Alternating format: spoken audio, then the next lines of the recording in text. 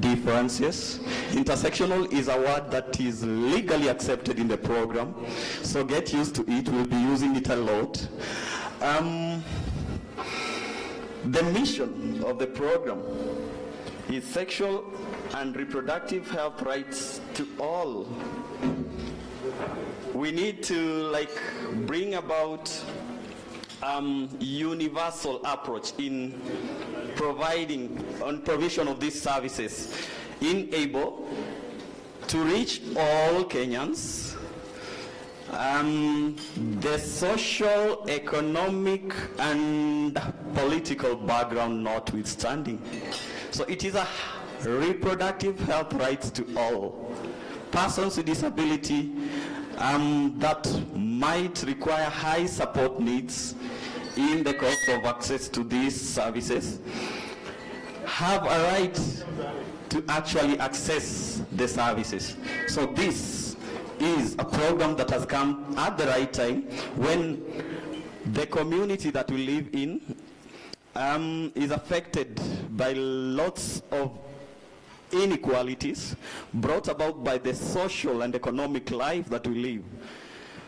This notwithstanding, the program enhances rights. There's need to educate the public about the sexual reproductive health rights and how best to access them, where to access them, and the additional support that each individual might need in able to access these services. So again, the program is not only happening in Kenya. The program is happening in 5 countries in East and Central Africa, namely Ethiopia, Zambia, Uganda, which is the other one? Rwanda, and finally Kenya. I can't forget my country, of course.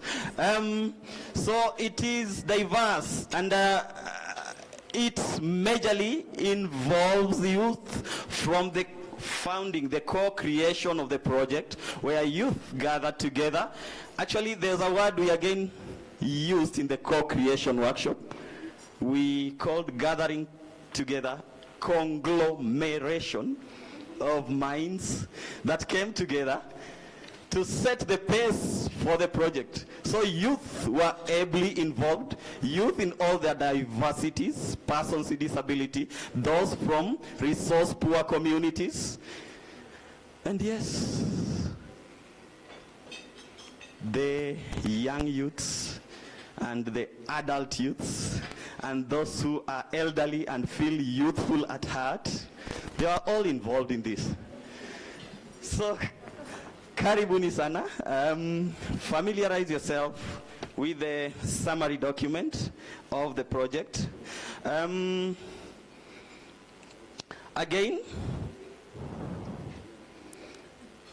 the project is led by a consortium of intersectional partners. We have Akina Mama wa Africa. We have the Circle of Concerned African Women Theologians, ably represented by my friend we met at the co-creation workshop, Madam Prof. Karibu sana. We again have a forum for African women educationalists, FAWE. Again, we have Lillian Funds that are ably represented here by the Leonard Cheshire Disability Services. And then the internationally recognized and locally accepted volunteers, Voluntary Services Overseas, VSO. And finally, we have WEMOS. So these are the intersectional partners in the consortium who have again brought in the early adopters to this program. Each partner has come in with an early adopter. It cannot be one, they can be 2, 3, or 5. So who in the world will not want to be associated with the program? Familiarize yourself with the program. We have 5 years to make policies change, to make sexual reproductive health rights services accessible to all. Madam Muhonja, take the stage.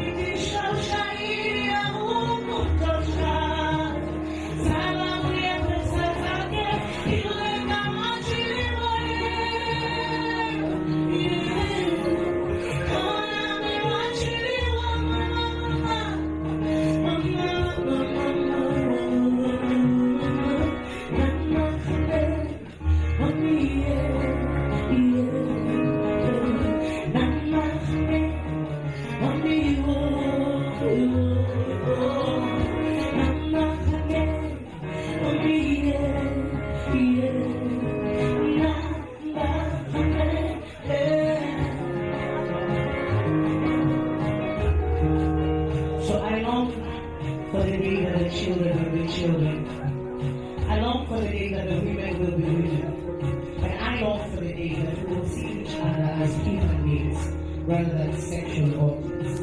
I long for the day that we can sit down and have a conversation with our children about sexual health, reproductive health. And when you say no, I long for the day that no will mean no, and not just like yes. I long for the day that the justice system will prosecute prosecute and condemn all the rapists and rape apologists to the deepest and darkest of science. I long for the day that no one will take advantage of anyone because of anything. I long for the day that we will look at each other and say, I love you, you look amazing, you look great, without really having the intention of breaking them at the end of the day. I long for that day that we can sit down and say we are a rape-free society. I long for the day that we can sit down and say no to rape apologists, to rapists, and to everyone. There's no reason for rape. No one should look at you and say, you are dressed this way, that's why I hate you. That's wrong. It's not right. Yeah? I long for the day that we will sit down and have a conversation, men and women in equal measure, and say no to rape. I long for that day. I long for that day that the vision of the main way will be fulfilled. I long for that day. So before we go, I want you to sing with me the Namahane part. Say it goes like Namahane. Tell me. Lego. See what I feel like? Lego. Namahane. Awesome, you sound amazing. Again, Lego. Beautiful. Lego. Lego.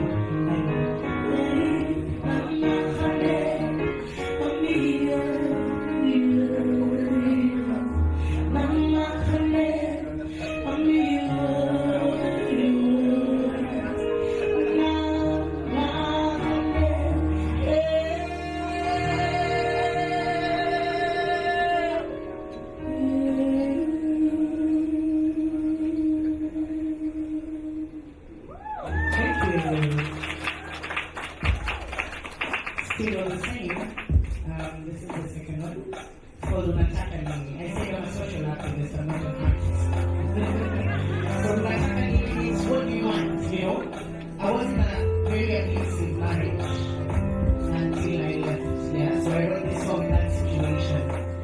And if we are speaking about sexual and reproductive health, we have to talk about these relationships, yes. And gender-based violence, because it's there, it's real. Especially now with the COVID, it's frustrating. So, unataka nini is what you want. I've done everything, you know.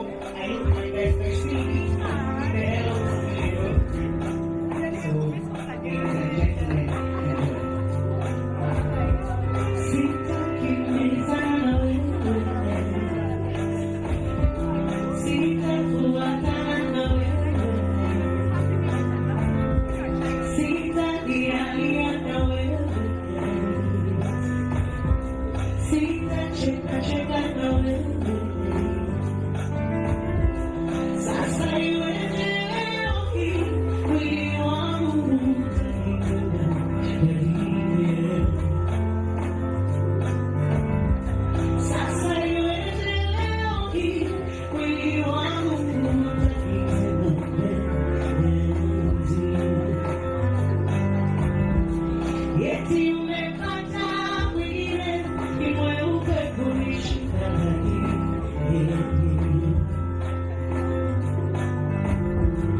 eti umepata mwingine amebeba kunishinda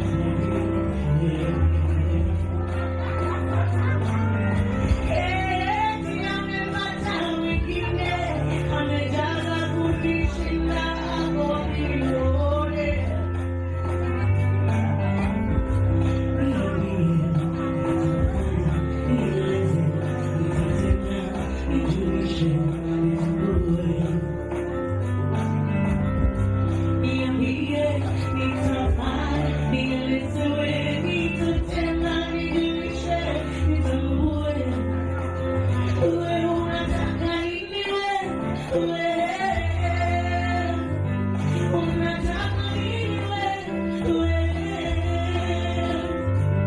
Unataka nini wewe?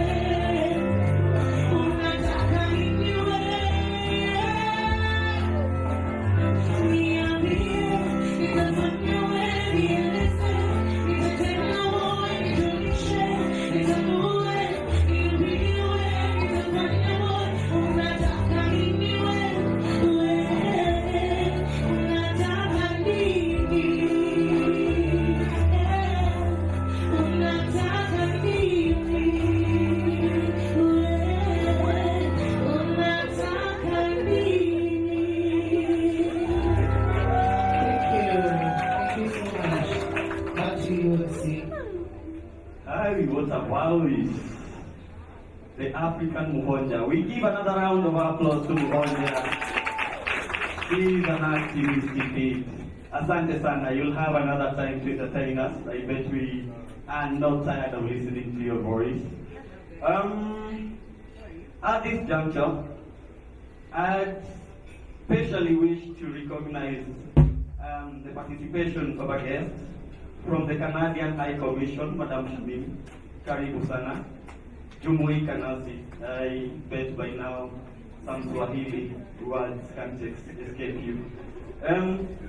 Again, I wish to make a slight correction here. I earlier on referred to CDSK as Leonard. CDSK do not bear the name Leonard. They are Cheshire Disability Services Kenya. They run a string of homes for adolescent youth who have a disability, doing vocational training.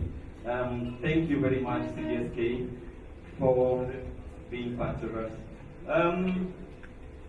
Again, amongst us, we have guests from the Ministry of Education. We again have guests from the Ministry of Health. We have the government here. The Ministry of Health is here. Kindly stay safe. Don't interact with COVID. It still lives amongst us. Asante sana. I bet we again have a community from the online session. Maybe if they are listening to us, a quick run to check whether their audibility is okay. The online community, 1, 2, 3, introduction, one person.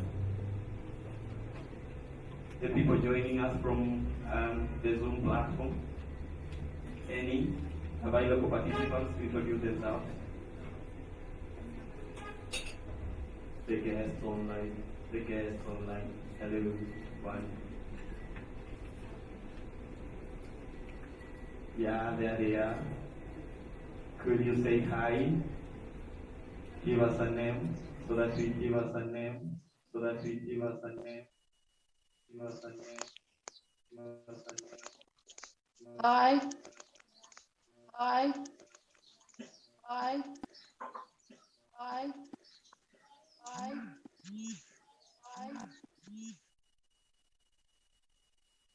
Out by COVID, despite the fact that they were overwhelmed by the challenges.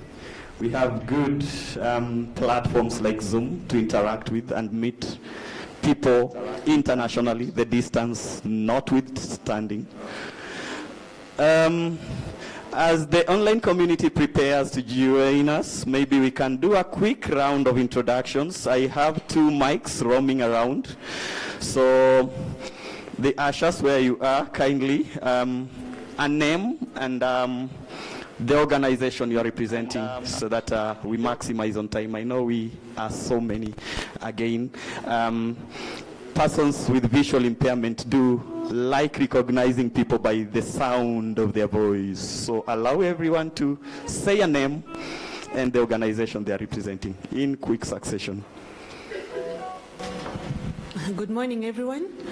My name is Lynette Kegodho from the National Gender and Equality Commission. Karibu sana. Good morning, everyone. My name is Gono Chieng from Tika. Good morning, everyone. Sheila Warindi, also from Tika.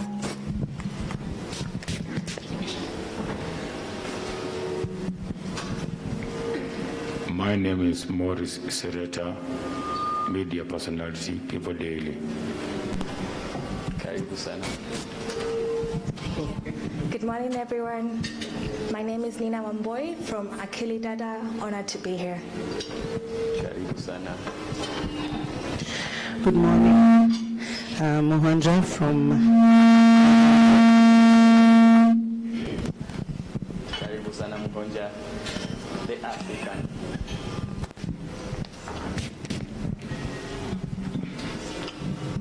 Good morning, everyone. My name is Vincent Ogutu from Cheshire Disability Services, Kenya. Thank you. Karibu sana.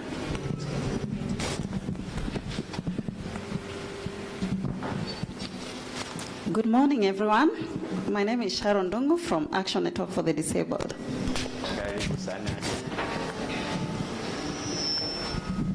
Good morning, everyone. My name is Lilian Matemo from Heroes. Good morning. Ivan Omondi, Kenya Society for the Blind, doubling up as the band manager. Thank you. Good morning. My name is Rachel. I'm also from Kenya Society for the Blind.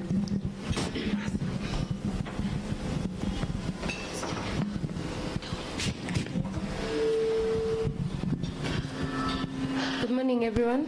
My name is Michelle Oshira from African Youth Transformation. Good morning, everyone. My name is Michelle Atieno from VSO Kenya.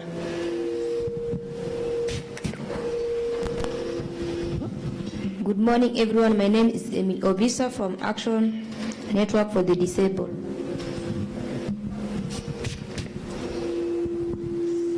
Good morning. I'm Rosebud Nyanchera Ombura from Action Network for the Disabled.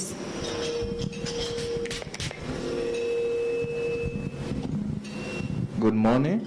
I'm Joshua from Andy. Good morning. I'm Teresa from Andy. Good morning. I'm Alice Nyakiongora from Ministry of Education, Director of Policy and Partnership.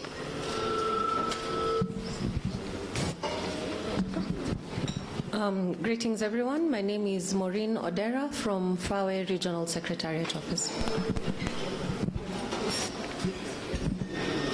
Good morning. My name is Robert Athewa, Bread Free Alliance, Fawe, Kenya. Thank you. Good morning. My name is Ivy Racheri from the Kenya Legal and Ethical Issues Network. Good morning, everyone. I'm Lawrence Amwai from Fawe Regional Secretariat. Morning, everyone. My name is Gilbert Muyumbu. I'm from VSO, the global team. Hamjamboni nyote, jina langu ni Mwanaisha Aura kutoka Access to Medicines Platform ama Meta Kenya. Good morning. My name is Catherine Mwangi from VSO in Kenya. Good morning, everyone. My name is Esther Wamboi. I work with Akina Mama wa Africa. Thank you. Good morning, everyone. My name is Marcello, and I'm from VSO, Netherlands.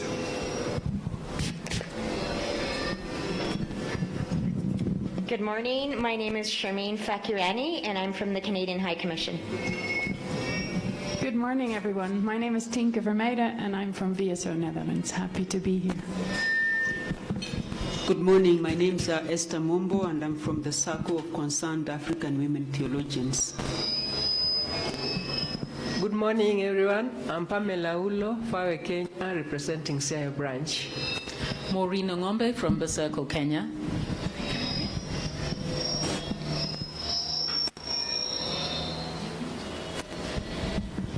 Good morning. My name is Johnston Kuya. I'm from the Dutch Embassy.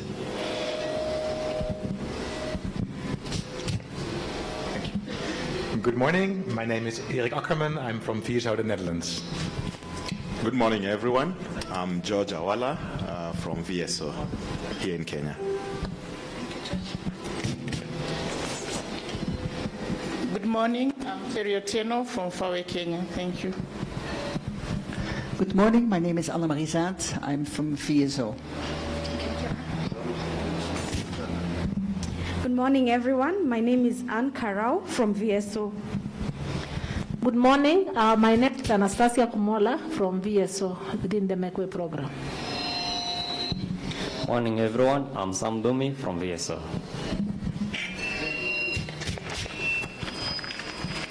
Morning. I'm Samuel Obara from VSO. Thank you.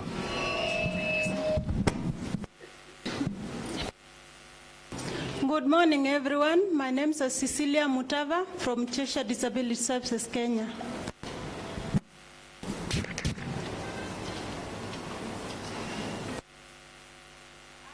Hi, everyone. My name is Millicent Ondigo from Fawe, Kenya. Morning, everyone. My name is Lucignoro from YCK.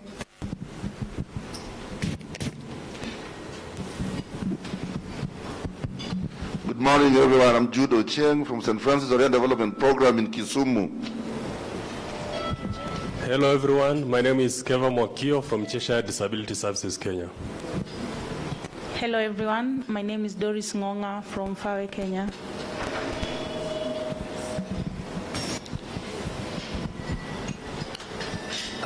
Morning, everyone. My name is Sylvester Okumu Babu Asumwa from Youth for Sustainable Development, Kenya. I'm a sign language interpreter, and my name is Susan Thor. Good morning. My name is from Cheshire Disability Services, Kenya. Hello, my name is Lucy, and I'm from VSO Kenya. Yeah.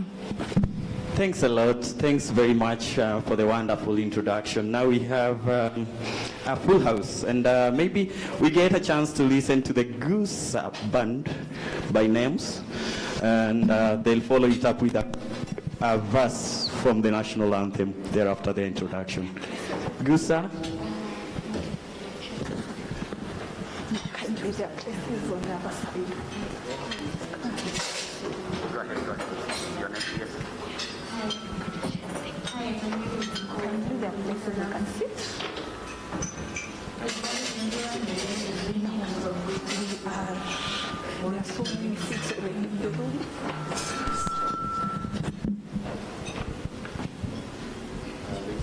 Good morning, everyone. My name is Elijah from the Gusa Nafsi Band. I'm playing congas.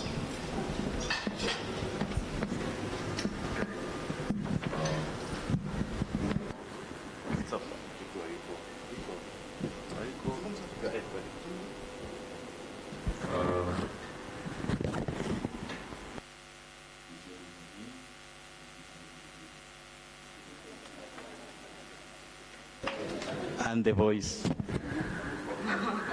morning, my name is Dennis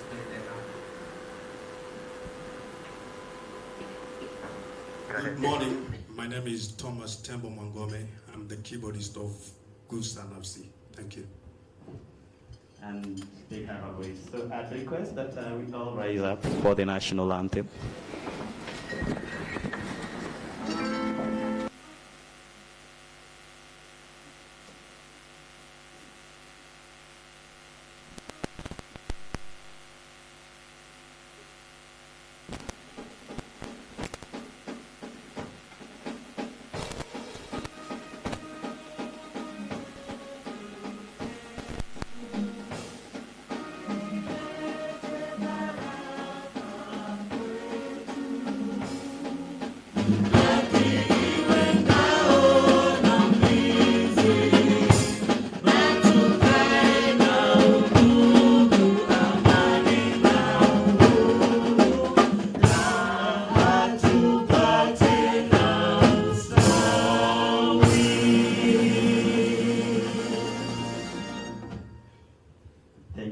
You can get seated. Yes, as we take our seats, we need to know all about the Make Way program, what it is all about, the duration it is taking, the people it is involving, and the key beneficiaries. So at this juncture, I'd wish to introduce Samuel Wabara, who is the project coordinator. Samuel will do a presentation about the project and the partners, what they bring on board. The early adopted partners underneath the consortium lead partners. All that is contained in Samuel's presentation. I don't want to preempt because he might lack the content in his presentation. But all in all, the mission of the Make Way program is to enhance sexual and reproductive health and rights to all. Karibu sana Samuel. I bet he's still setting up.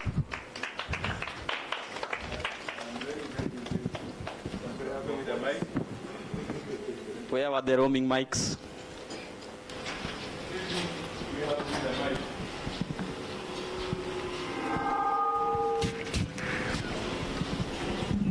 Thank you, Karibu. A warm welcome to all of you. It's a beautiful day. We were worried that you may not make it because of COVID. Relax. I mean, we have wonderful artists among us.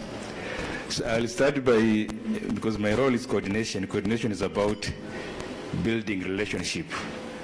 And we can only manage change, we can make change on how we relate with one another. What is happening in this country around health, about mental health, relationship. I think the artist has just talked about gender-based violence. And I know we'll be launching the 16 days of trying to address the gender-based violence issue. So it's a big issue in our society. My role is a shared role. So I will start by, in quick succession, I'll invite my colleague, George, to make a remark and welcome us, because it's a shared role by VSO and other colleagues in the consortia.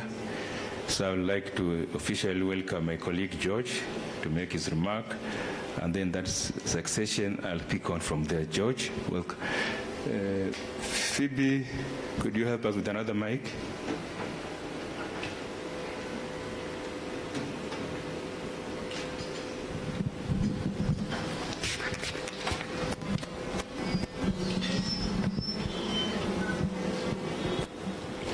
So, good morning, ladies and gentlemen. I hope that you've enjoyed the breakfast that's been provided. It's still available. I can see it's all well lined up there. She's coming under. We are very privileged to have you. We are very grateful that you could find time to be with us here. We really value your presence, and really happy that you feel passionate about these matters around sexual reproductive health and issues around enabling people to have equal opportunities in life, whether it's accessing inclusive health services, inclusive opportunities, whether it's in education or livelihoods. It's very exciting. So let me go to maybe the more formal part of this. My role is to invite you and to welcome you and to make you feel comfortable, and then Samuel Obara coordinates everything. So our distinguished guests, representatives of Government of Kenya from various ministries, education well represented here. We have Ministry of Health. We are very grateful that you found time to be with us. Representatives of the Royal Netherlands Government, Johnson, thank you very much for being with us here. The Canadian Government, Shamin, we value your presence here. Our partners who we are working together within the Make Way program, thank you for being with us, walking this journey with us from the design point up to this point in time. Other representatives of civil society organizations representing youth, persons with disabilities, women rights organizations, we really value you. Colleagues from VSO for making this happen, and also working closely with the partners. I think we need to give them a hand and say thank you very much. Let's put our hands together for them. And indeed, all our friends who are here, we've had people from the media, they have an interest to capture this story, the artists using art as a form of activism and addressing issues that are really tough and difficult, like gender-based violence, challenges around FGM, among others. So we really do appreciate, and for me, it's a great honor to welcome you to this wonderful event as we launch the Make Way project. It is a project that is very exciting, very close to our hearts, enabling us to really make changes in specific spaces where it has been quite challenging to make a difference. And we are very grateful to the Dutch government, the Royal Netherlands government, for giving financial support to enable this to happen. So thank you very much. We really do appreciate that. The project, I won't talk much about it because I think Samuel will talk the full breadth of what the project is about, who are the partners, how we are doing it. But I'd just like to say that it's really a unique partnership that brings together organizations that are very unique and different in some ways, but also bringing in real synergy and energy. We have WIMOS who are leading this consortia. We have VSO, we have FAWE who are here with us too. Lillian Fons, represented by Cheshire Disability Services Kenya. Yeah, I can see Cecilia there. With a mask, it's difficult to recognize people, so yeah, but happy that you are here. The Circle of Concerned Women Theologians, Akina Mama wa Africa, all well represented here. We really do value your presence. And yeah, as said, in 5 countries we are trying to make a difference and trying to also bring the lessons together so that we can learn from what's happening in Zambia, in Ethiopia, in Rwanda, in Uganda, and put this together to enable us to really tackle these issues, because they are continental issues, they are global issues that we are dealing with. For VSO, we work in 29 countries across the world. We work in education, we work in health, we also do work in issues around livelihoods. And within these spaces, we use gender, resilience building, and social accountability as core approaches of our work. Last year, we touched the lives of more than 12.5 million people. I hope that our artists here who are also touching the hearts, you are also able to touch hearts of many people. About 0.5 million people directly touched through our health services and health programs. We are happy to be part of other initiatives that are also looking at SRH issues. We are part of the largest FCDO, or UK government-funded family planning program. We provide technical support on disability inclusion in that program. It's called DESIP, Delivering Equitable and Sustainable Family Planning Services in northern Kenya, western, and also the coast, areas where family planning services are still very low, especially long-term methods. We are also very keen to support the disability mainstreaming and inclusion within different health initiatives that we are running. We also have a component of a volunteering for development grant that is strengthening county systems on health, especially SRH service delivery in 4 counties. And then we are also mobilizing community volunteers to be change makers and champions for disability inclusion in health. And lastly, but not least, we are part of Make Way project, an exciting project which really advocates for SRH issues and sexual reproductive rights for all.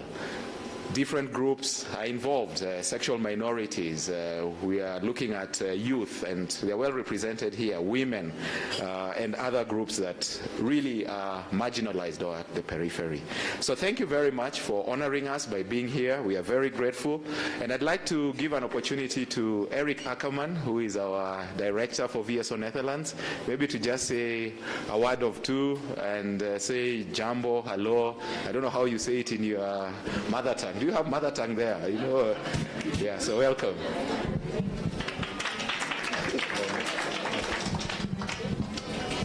Thank you very much and good morning, and thank you, George.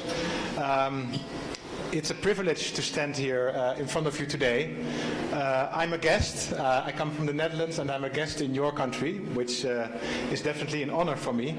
And therefore, I decided, first of all, not to speak today, but, well, George insisted, because I think that today and this program is about making the voices heard of people whose voices are often overlooked and not heard.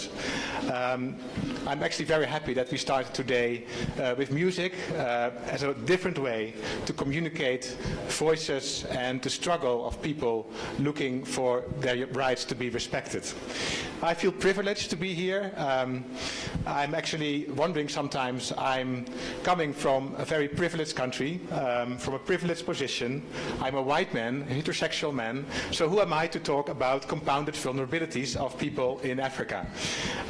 Well, I'm not the person going to talk about it. This program is really about ensuring that people, organizations, youth groups are enabled to speak up and stand up for their rights. And also, we realize that in the human rights way of thinking, we say none of us is free until everyone is free. So it's our common struggle for everyone's rights to be respected. I think that I'm also proud, because it was 2 years ago already that we came together here as a group of organizations to start thinking about the Make Way program. With Akina Mama, with the Circle of Concerned African Women Theologians, with Liliana Foundation, with WEMOS, VSO, and others. And standing here today, seeing that we're moving from concept to reality, it's really very promising and very rewarding. I just want to say one last thing. This program is indeed about enabling voices to come forward to speak up for their rights, but it's also a responsibility on our end as Dutch people, as part of the international community.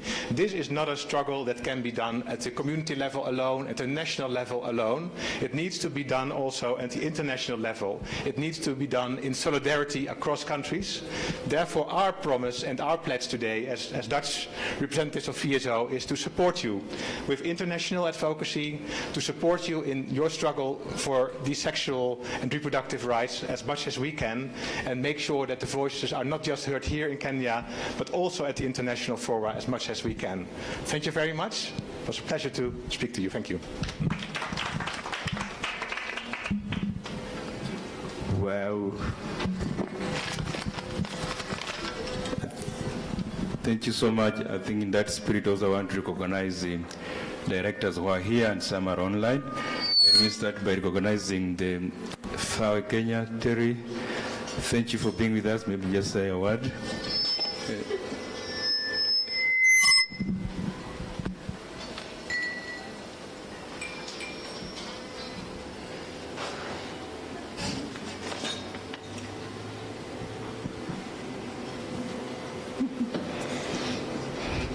Okay, thank you so much. As VSO had said, we are all welcome to this team. As FAWE Kenya, we focus on education, and this project actually brings together different components and expertise in education, in health, and in GBV. So we believe that by making way and by embracing by embracing reproductive health issues for young people, then we'll be able to really address the issues that are affecting our girls in the school, including child marriage, including teenage pregnancy, giving them a chance to be able to make a choice by again making them have informed decision.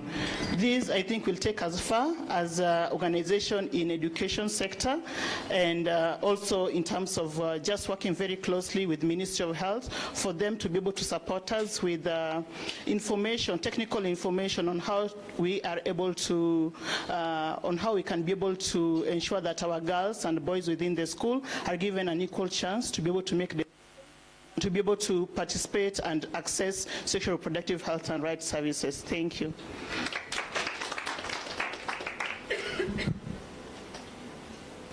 I also want to recognize the director from CDSK. Could you say a word?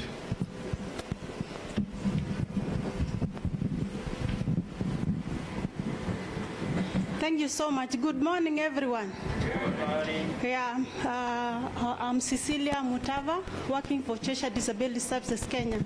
As VSO has said, this is a project that it's a consortium project that is implemented by so many organizations. CDSK is here representing Reliant Funds, and as CDSK we deal with the disabilities. And this project is a project that will help our thematic areas that we are implementing. Young people living with the disabilities are facing a lot of challenges in terms of SHR issues, and together we'll be able to join and bring up the gaps, fill in the gaps that they are facing, and be able to come up with a solution. Thank you so much for honoring this invite and coming and being with us in launching this project. Thank you so much.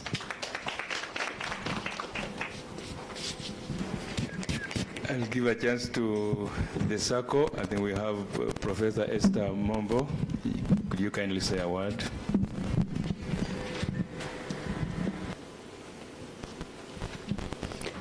Good morning. As a circle of concerned African women theologians, a group of women who do research and mentorship of women within religion. We work on religion and culture and see how both impinge on women, particularly on their sexual reproductive health rights. We are delighted to be part of this consortium as we bring in issues around religion and culture and work on texts and cultural aspects that impinge on women. And we are happy to be part of this consortium, and we bring in that in view of supporting our society, young women, old women, and all to access reproductive health rights. Thank you. We'll have one director online. Akina Mama, are we ready? Please go ahead.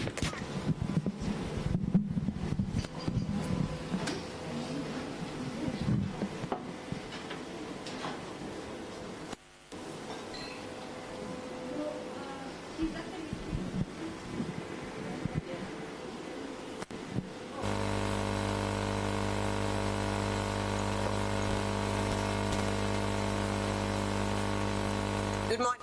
Can anyone hear me?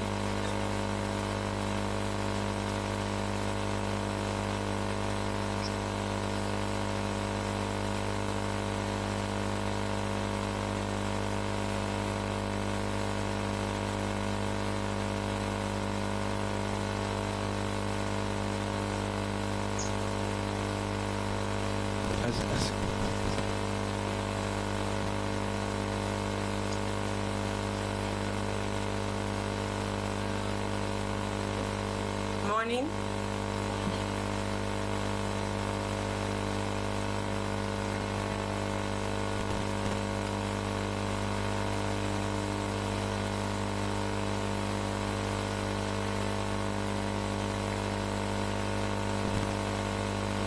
Okay, so I'm not sure if this is a technical issue or if anyone can hear me.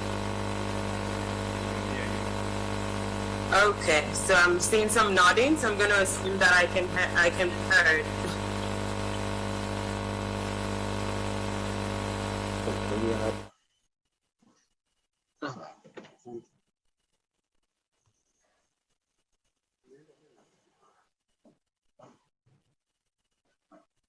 Yes, okay, thank you, Sheila. So helpful.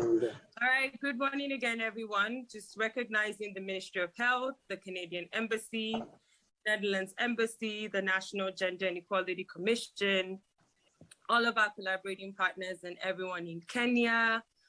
All protocol duly observed. I do want to say thank you for this opportunity to be able to speak on Akina Mama Wa Africa. We were supposed to have the Uganda launch today, but unfortunately, because of the bomb blast, we had to reschedule. So I am joining the Kenya launch. May the lives of those we lost rest in peace. And do want to also just share.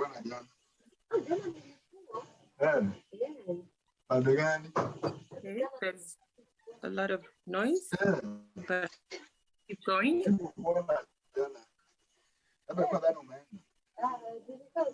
Okay.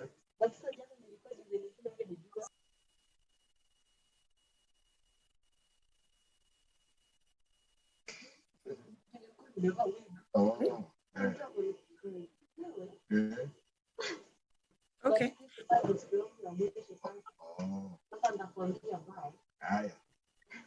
Sorry, there's a lot of background noise here. All right, so those of you who don't know Akina Mama, we are a feminist organization. We work on transformational feminist leadership, and we've been around since 1985.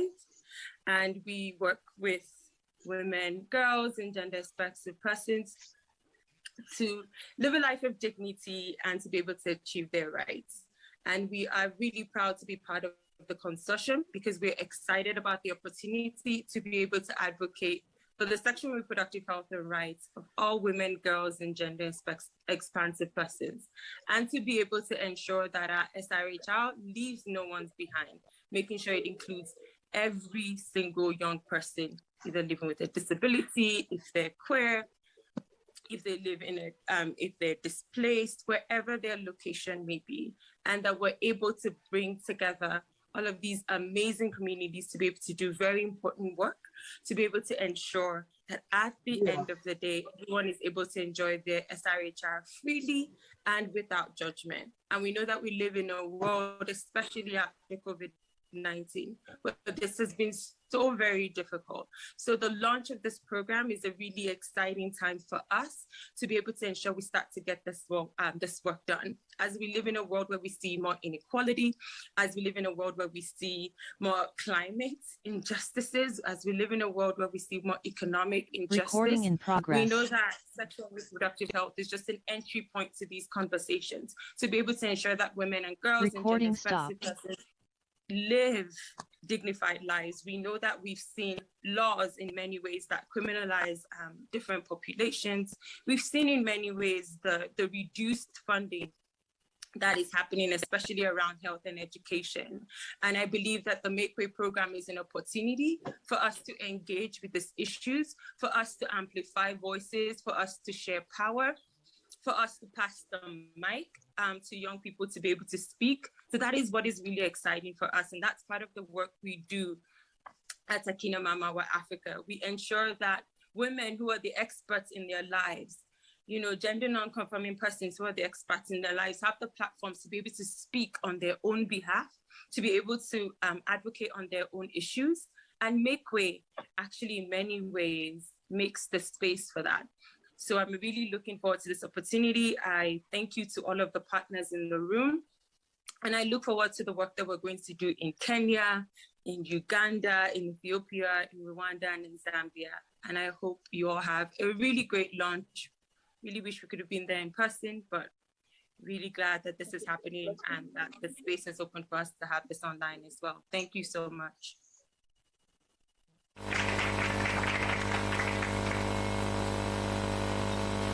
Thank you, my colleague Bouquet. The sound team, can we manage that noise? Let me also recognize the MOFA Alliance. We have Break Free Alliance. Could you kindly just stand? The alliances that we work with, she leads.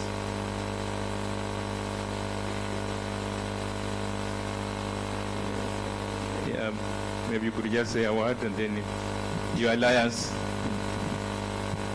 Yeah, thank you. My name again is Robert Athewa, the country coordinator for Break Free Alliance. I'm glad to be here, and I see a lot of synergies within the Make Way Alliance as we break free from child marriage, teenage pregnancy, and FGM. I know we are going to meet somewhere as we continue addressing these SRHR issues in the country. Thank you so much, and look forward to partnering together. Thank you. I think he's standing behind you. Okay. Good morning, everyone. My name is Christine Sayo from Kelly Nentika. I coordinate an alliance on rapid response towards SRHR opposition. Thank you. Okay.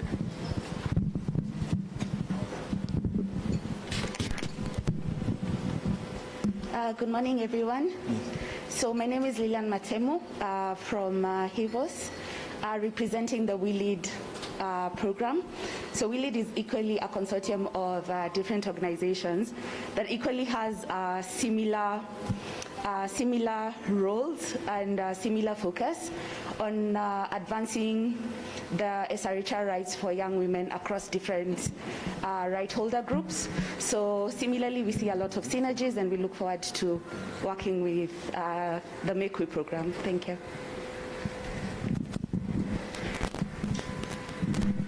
Okay, we have anybody left? We have received the apologies from right here, right now. I think they are launching a program in Kisumu. Let me now welcome also is a colleague who is also a champion. This program is about connection. And I want to welcome a lady to make a few remarks about what she's doing. and how we're connecting. Barbara, could you kindly bring the mic here?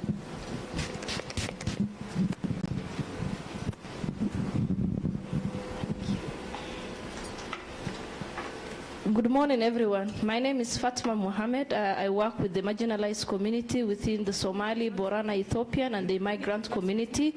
As this program, consortium program, we also deal with the FGM and also early marriages, key population within the community. When we say human right, a human right, also women right also is a human right, because when you see women from the marginalized community, 9 out of 10 we always face violence, because the young girls from northern Kenya, they go under FGM, they go under early marriages because of the culture and because of the religion. So we are happy to be here also to network, and also we want to be also recognized as also human rights part. Thank you so much. Thank you. So towards the end, I think I'll just talk about what is Make Way and which ways I'm making.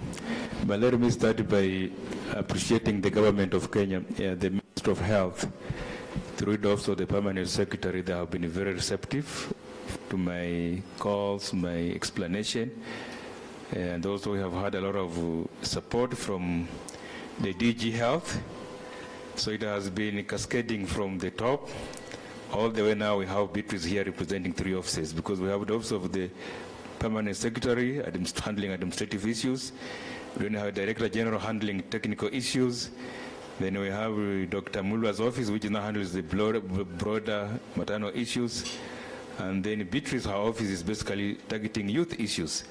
Then we also had a lot of support from education through my colleague Break Free Alliance, that connection, who are in charge of the policy. So this connection through the government of Kenya is deeply appreciated. Now allow me just to explain what is Make Way. I think George has alluded to that, but what we are trying to do is we are trying to listen to the young people to ensure that why are we having so much resources into health, but yet the health indicators are increasingly not pleasing to the level that we like in terms of the SDG, in terms of the vision, Vision 30, and the Big 4 agenda. So we are looking at one is we are going to use a model called intersectionality.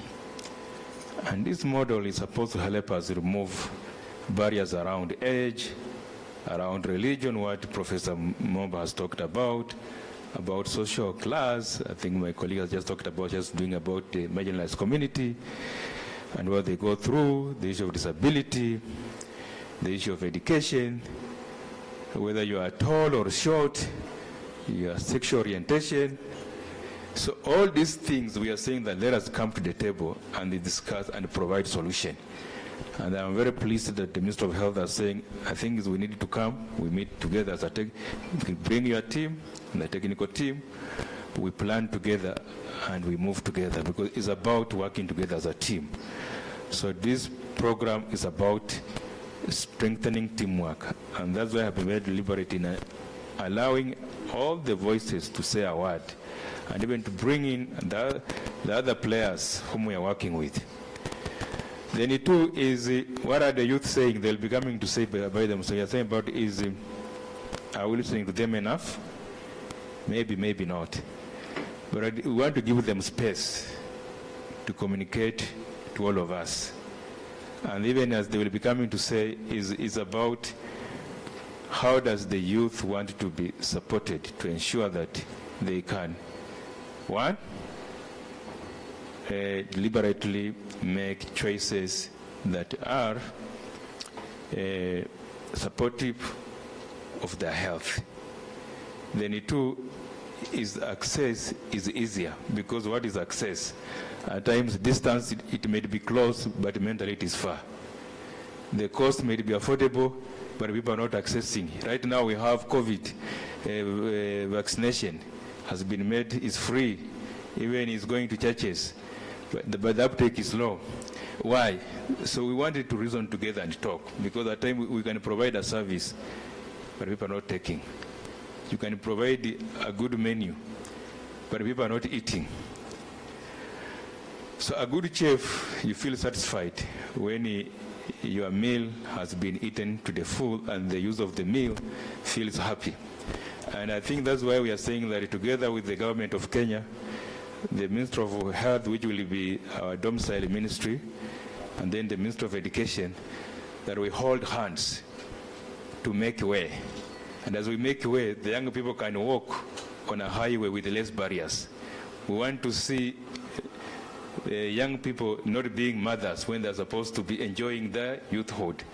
We want to see the issue of infection under young people, HIV and AIDS, reducing. We want to see gender-based violence reducing. But we want to embrace one another, that despite our differences, we can come together and reason and make humanity a better place. And Kenya is one of the countries that has been chosen to pilot this program. And it's a very huge privilege for us as a country and from the government of Netherlands and the colleagues who have joined in. We have the Canadian who was the standing in solidarity with us. We have also other high commissions who has sent their apologies. So there's a lot of goodwill on the table. I think what matters is not how much money is on the table, but how well that money is used to make a difference, and how well we can organize ourselves as a team. Because if you have talented players and the team is not winning, it's not helpful. If we have so much resources, we have so much investment, but the young people are dying, that is worrying. Because this country is, to a large extent, very youthful. So we must plan together for them. So basically, this is what this program is all about. And my colleagues have talked. We are bringing various strengths. Akina Mama, they're the champions around the issue of feminism and how to work around that. And I'm happy when we talk about the issue of how to include other groups. For a long time, we have had a challenge working with the different faith groups. So we'll have the circle, the theologian. I think the issue of the theology and health is something that the Minister of Health will be interested in. And how do we use faith to penetrate uptake of health services for the young people? We have CDSK, the experts on disability. We have FAWE, the champions in education. We have VSO, talking about inclusivity, and that is the model. Then we have WEMOS, who are online. They are the experts in health financing and health system strengthening. And also we have Meta Kenya, who we hope they'll support at that angle. So that's how we are packaging this program. And we hope that you will be part of this journey. We are starting today, but we need you to hold us to move together. And after 5 years, we want to celebrate every step along the way. 5 years is a long journey. You know, when you talk of 5 years, we can sleep along the way. We want to be celebrating almost on a yearly basis, so that, is the little we can achieve together. We are moving together with the ministry and the government of Kenya. So thank you so much. I think that I will end my part. I'll ask the MC, maybe we get a break, and then we'll invite the young person to take over. Yeah, thank you so much. Another round of applause to Samuel, the project coordinator. We've also heard from Collins, my namesake, VSO. We've also heard from Eric. We've heard from the various lead directors in the intersectionality consortium partners. Intersectionality is accepted in the project, so get used to that word. You will never avoid it. I'm particular about who the project is targeting. Early marriages, unwanted pregnancy, disability. In any sense, we are leaving no one behind. We have the issues of women at heart. We have the issues of adolescent, youth, persons with disability at heart. The project is wide. It is implemented in East and Central Africa, 5 countries, just to mention, Ethiopia, Kenya, Uganda, Zambia, just to mention. In Kenya here, we have all those consortium lead partners. We have adapted other partners to make the project work. So who else cannot want to be involved in this project? Gusa, it's your time. We have Michelle in Gusa. A special request that you say something. Somebody told me that your voice need to speak again. Oh. How are you? I was told to say something, and I have nothing to say, which is weird because nothing plus something is equals to something. So I hope you're enjoying yourselves.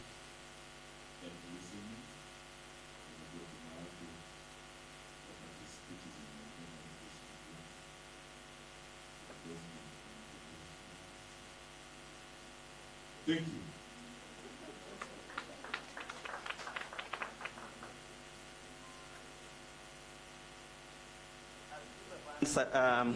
Takes the stage. I'd wish to again ask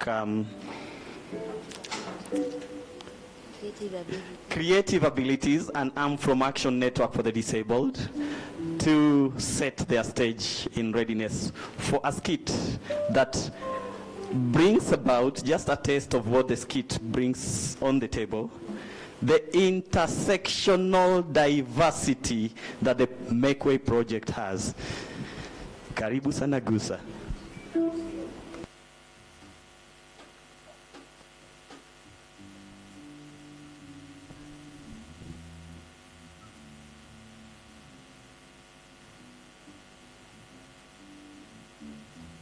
Colette Simanto, some assistance.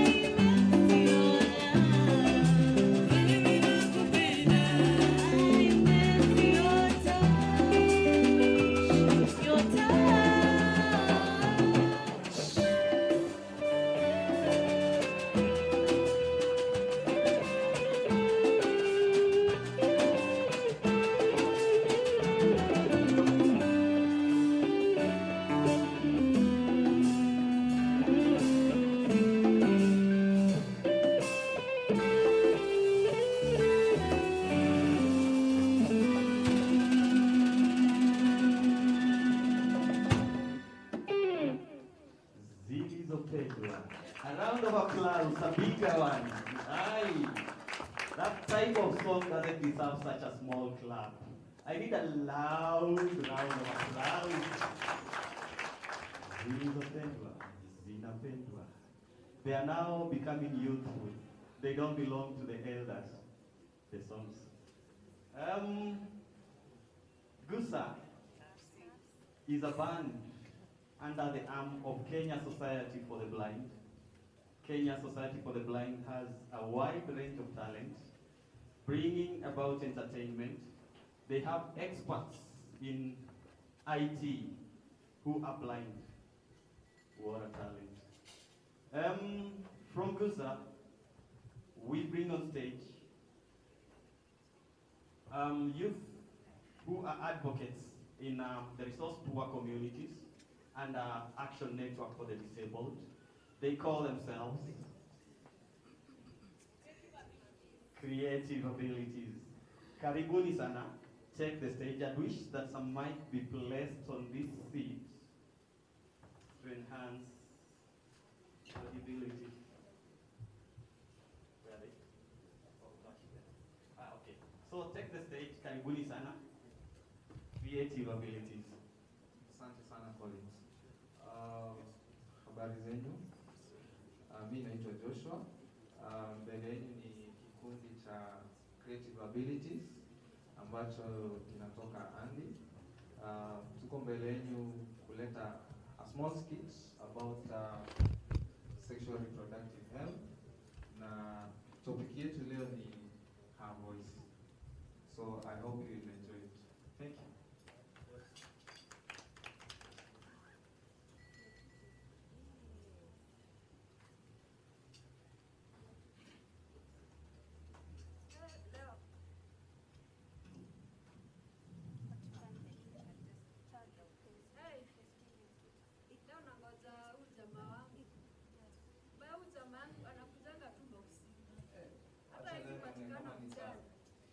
Tenda tu nionekane kadri kampeni hata akasongani.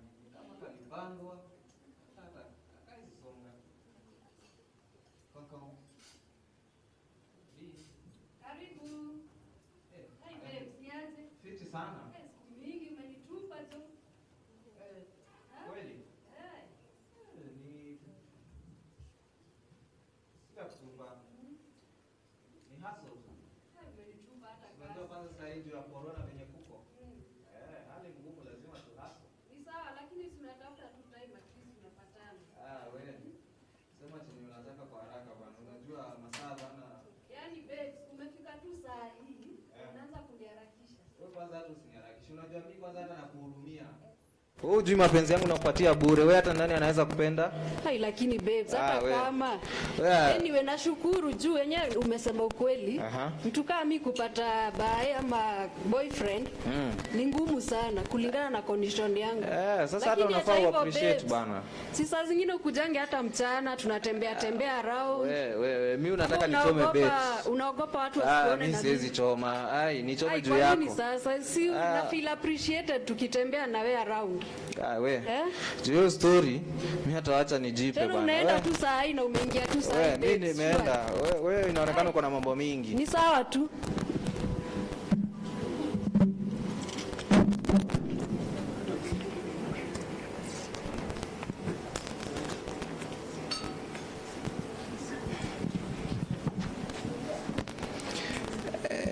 Acha leo niende kwa kale. Ananipenda leo.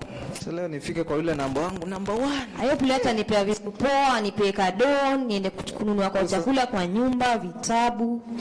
Wewe sasa ndo mtu sasa. Kaka. Karibu sana babes. Niaje bana. Poa sana. Nimekumiss. Acha. Sana. Nakwambia siku naona hata corona imekujenga. Niko sawa bana. Ni kama walikusaidia corona ilipokuja.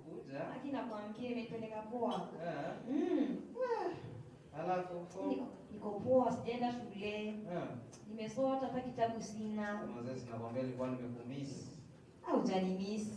Sinaona hata nimejileta bana. Kwanza nimesikia unakatia best yangu ule nani Morgan. Na ni mlemavu. Mbona unakatia unataka tukatia wawili? Kata hiyo waya. Sasa historia yako imazi. Kata hiyo story. Una double deal. Sasa mimi nakatiaje huyo mtu bana? Mtu hata hawezi tembea. Unamkatia unaanga huko usiku. Kama amepanga mimi nitamkatia aje bana? Wewe yenyewe siku hizi inaonekana wasichana wako na mambo. Niwacheka kitu kwa nini unaje? Wewe kwanza wewe unajua hata wewe ni mtoto mdogo sasa unafaa kuwa shule. Wewe kwanza hata iko yenda. Ndio kuna bado unanipenda. Wewe tusisumbuane. Hata story yako nimeachana nayo. Sasa ni poa.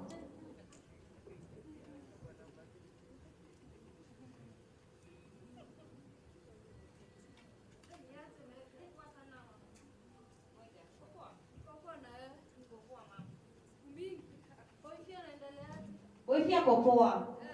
Lakini na pia anakukatia. Nimesikia hiyo story. Mimi ninachali tu mmoja, sina wawili na ni Mose unaweza kuwa majina mawili but ni mmoja. Mose ni wangu. Niko na evidence. Hebu kwanza kanyagia hiyo story sasa. Nilikuwa nataka kwenda Hosi. Kuna vile sisikii vizuri. Aje tena? Tumbo, mgongo. Lakini acha nikupeleke hata mimi sisikii poa. Ni sawa, twende basi tukaone daktari. Sawa.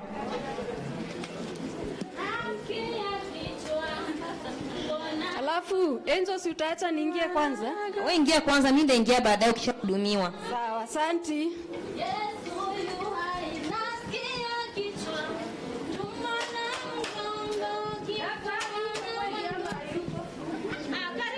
Karibu ndani. Asante. Tafadhali keti.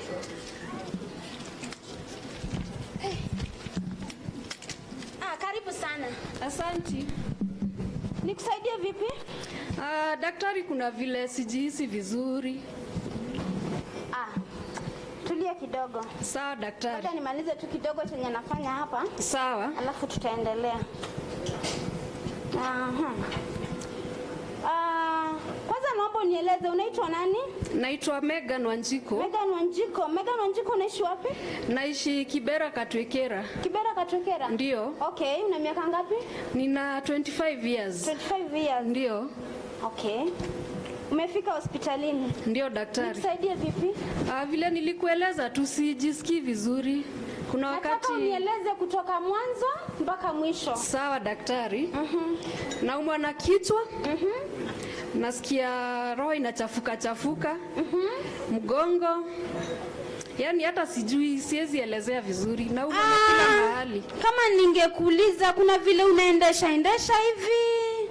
Asubuhi nimeendesha sana daktari. Ndio. Okay. Kuna jambo lingine? No, ni hiyo tu kwa sasa. Okay. So, tanifanya tu favor moja. Sawa. Nitakupima kisha baadaye utasimama tu pale nje. Sawa. Nitakuita kwa matokeo. Sawa daktari. Haya. Wacha tu nikupime kisha baadaye utakujia matokeo, utaketi tu pale nje kidogo. Sawa. Sawa. Na udunge polepole daktari au chini uchungu. Hiyo ni kawaida, tafadhali ni kawaida. Sawa. Sawa, utasimama tu pale nje kidogo. Sawa.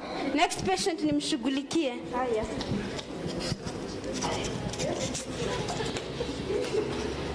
Hata walemavu huenda hospitalini jamani. Angalia jinsi alivyo, angalia vile anatembea. Huruma kweli. Tafadhali next patient. Yes, daktari nimefika. Karibu ndani. Waweza keti hapo? Asante daktari.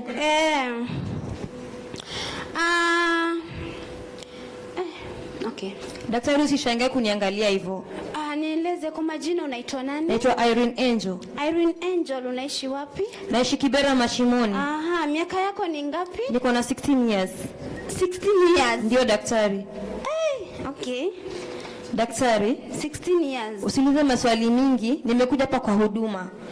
Nataka unipatie family planning. Niko na shida kubwa. Family planning? Ndio daktari. Mtoto wa miaka 16. Ndio daktari. Ngoja, mamako anajua uko hapa? Usiniulize maswali ya mamangu daktari. Ni vile tuko na shida kwetu. Chakula ni ngumu kupata, school fees ni ngumu kupata, pesa rent ni ngumu kupata. Inabidi mimi niende kuhustle ndio tuweze kufanikiwa kwa nyumba yetu. Mtoto wa miaka 16. Daktari tafadhali. Unataka family planning? Hata kama ni condom mtanipatia daktari. Tafadhali. Siwezi kupa condom, siwezi kupa sindano na siwezi kupa family planning yoyote ile. Tafadhali ningeomba usimame tu. Njia ndio hiyo. Daktari, mbona hivyo? Tafadhali tusisumbuane. Mimi ni daktari na najua chenye nafanya. Hata kama mimi ni mwanafunzi, naomba huduma yako tafadhali. Hakuna kukusikiza pale. Sawa, nimeenda daktari. Tu vile. Na ukumbuke sijamaliza kuongea. Wewe ni mtoto mdogo. Ningependa ukienda andamana na mzazi wako. Mje naye kisha ndakupa. Daktari, imeisha, lakini usiambie mtu yote, imeisha hivyo. Sitaambia mtu yote. Imeisha. Hello Mama Angel. Hey! Umesikia iliyotokea leo? Angel amekuja kutafuta family planning. Unajua hivyo? Ati mna shida nyumbani. Kwani akiwa na shida nyumbani, ni yeye anawatafutia. Wewe unafanya kazi gani? Nilikuwa tunakuinform. Haya, sawa, kwa heri. Haya. Tafadhali, next patient.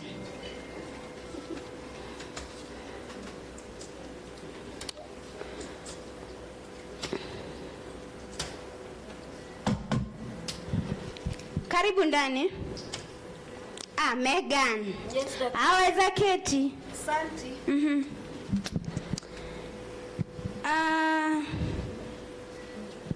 Kuna matokeo. Okay. Matokeo tumeyapima. Matokeo yametokea.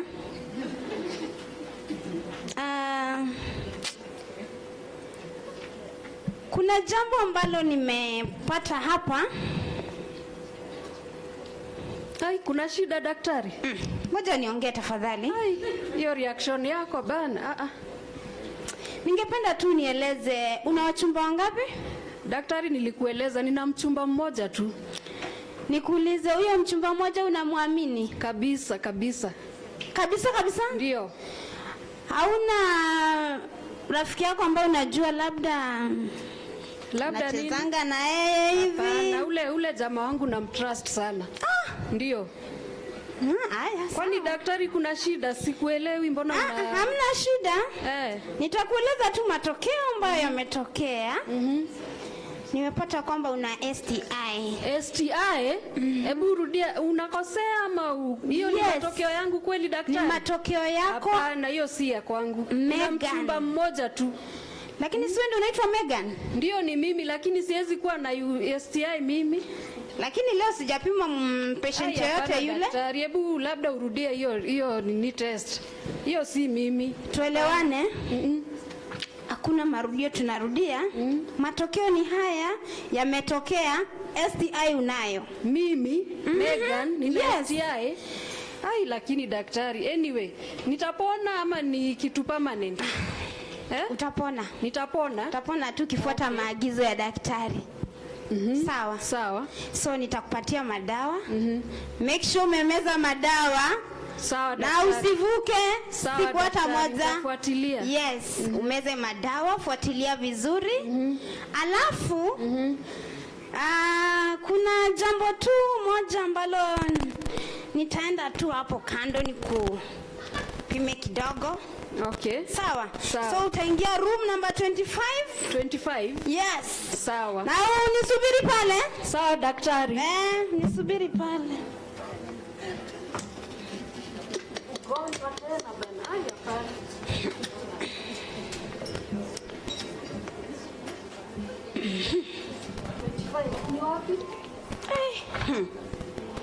Walemavu. Yaani unamchumba, unasema unamwamini sana. Wachumba wa siku hizi. Lakini pia ule msichana anakaa hatari. Anakaa hatari sana. Walemavu. Hata ukiona mtu anatembea na mikongojo. Acha nimalizie kazi yangu, hata nimechoka. Megan, nimefika.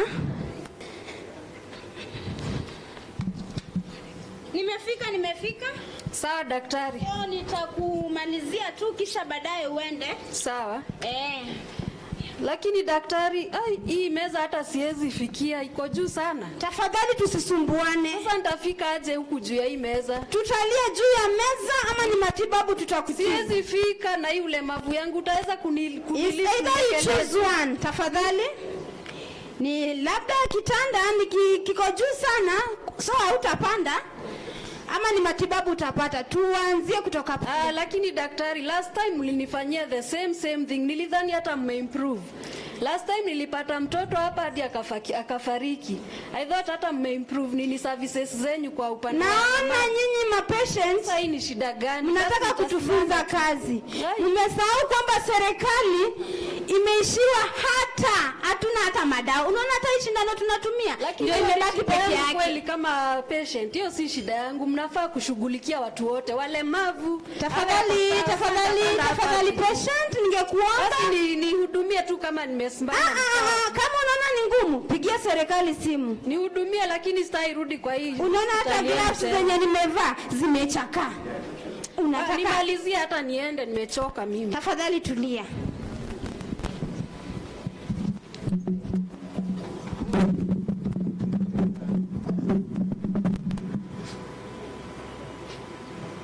Tafadhali usinipigie kelele kama juzi. Sawa?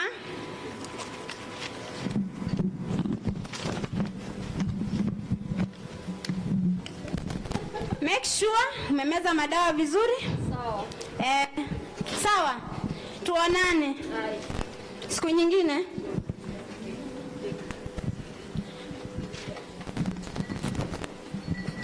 One year later.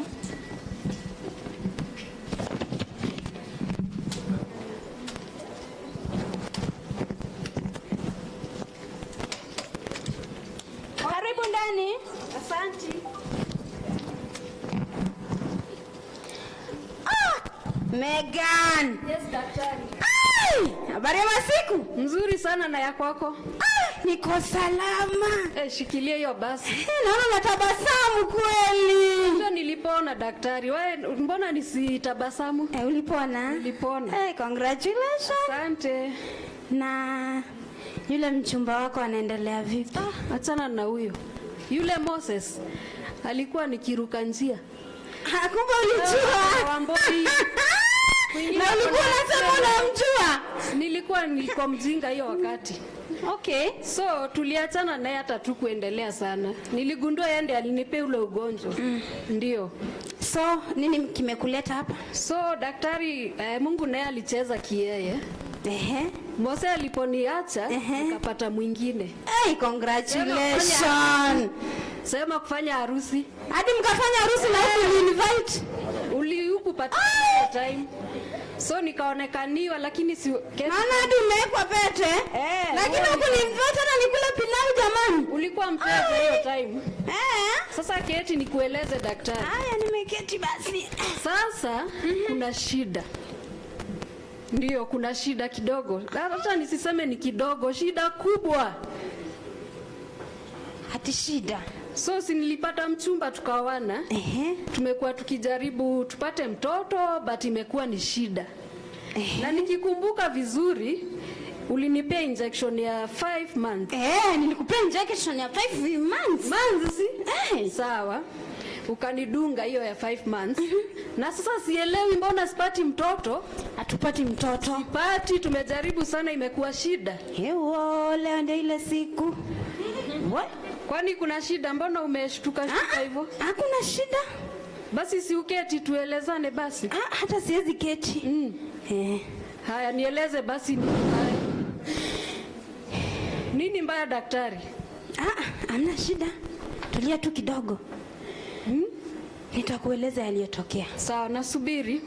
Mimi kama daktari nilijaribu sana kunisaidia. Okay. Na nikaona ni vizuri nikusaidie. Mbona unatoroka basi? Tulia tu. Okay. Nilikusaidia. Na usaidizi niliokupa jinsi ya ulivyo na ulemavu wako, niliona ni vyema nikufunge. Ati kunifunga? Nilijaribu kama daktari. Ukanifunga mimi? Hiyo ni labda unakosea daktari. Huwezi nifunga bila ruhusa yangu. Megan. Daktari, hatuelewani. Tafadhali, nilikufunga nikajaribu kama daktari. Shinda hapo. Kana daktari. Kwa heri tuonane. Haki kabisa hiyo. Lazima nipate haki yangu. Kwani hii dunia mfano sauti. Sauti yangu itatoka wapi Mungu wangu? Mtu anaweza nifunga bila ruhusa yangu Mungu wangu. Hodi. Hodi kwa Megan. Karibu. Habari yako Megan? Nzuri. Mbona unalia nini Megan? Mimi nina huzuni. Shida ni gani? Nina huzuni sana rafiki yangu. Nini tena, nini mbaya? Hebu nielezee vizuri. Je, wakumbuka tulipoenda hospitali? Nakumbuka vizuri. Sasa yule daktari alikosa alinifanyia madhambi. Unasikia madhambi? Madhambi yapi? Wewe alikutibu, mimi hakunitibu, alinifukuza, niko na umri mdogo. Ndio alinitibu. Lakini unajua alinifunga. Kukufunga aje na kamba au aje? Alinikata, siwezi pata mtoto, na kisu ama na wembe. Alifanya inaitangwa TL. Mungu wangu, mbona hivyo? Bila ruhusa yangu imagine. Kwa hivyo utapata mtoto, utazaa. Siwezi pata mtoto. Ndoa yangu hata sasa nikaa imeisha sasa. Mzee wangu hawezi kubali kuishi na mimi bila mtoto. Heri mimi alikataa kunitibu, niko sawa. Sasa mimi hata nashindwa nitafanya nini rafiki yangu? Sasa sijui hii dunia inaenda. Lakini Megan, acha nikupatie ushauri moja. Tutaenda pale tutasaidika. Wapi huko? Tutapata haki zetu pale. Make Way imejiunga na zile organizations ziko pale mtaani. Ziko na vikundi mbalimbali. Tukienda pale paka kuruiko pale, tutapatiwa lawyer. Tutaenda kwa hospitali, daktari atashikwa. Atajua kwamba tuko na haki sisi kama walemavu. Ama kama msana ambao uko na ulemavu, uko na haki kuzaa na kupata mtoto utalea na kupata hata ile family planning, uko na haki ya kupata. Iko stahili ya kufunge. Twende Make Way tutapata huko at least. Una uhakika nitasaidia? Kabisa.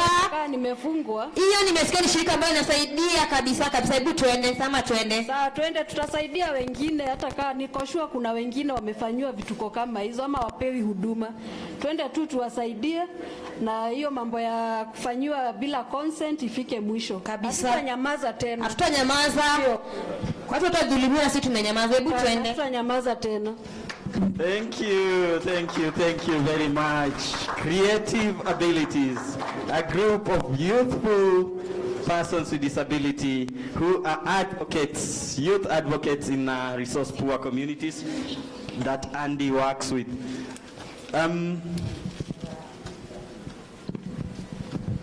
Josh?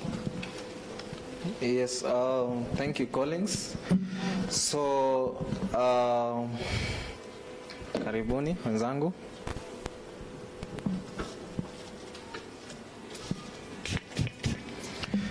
So venye mmeona play, it's all about sexual reproductive health rights. We were addressing issues which are being faced by young people, mostly women and girls from underserved communities.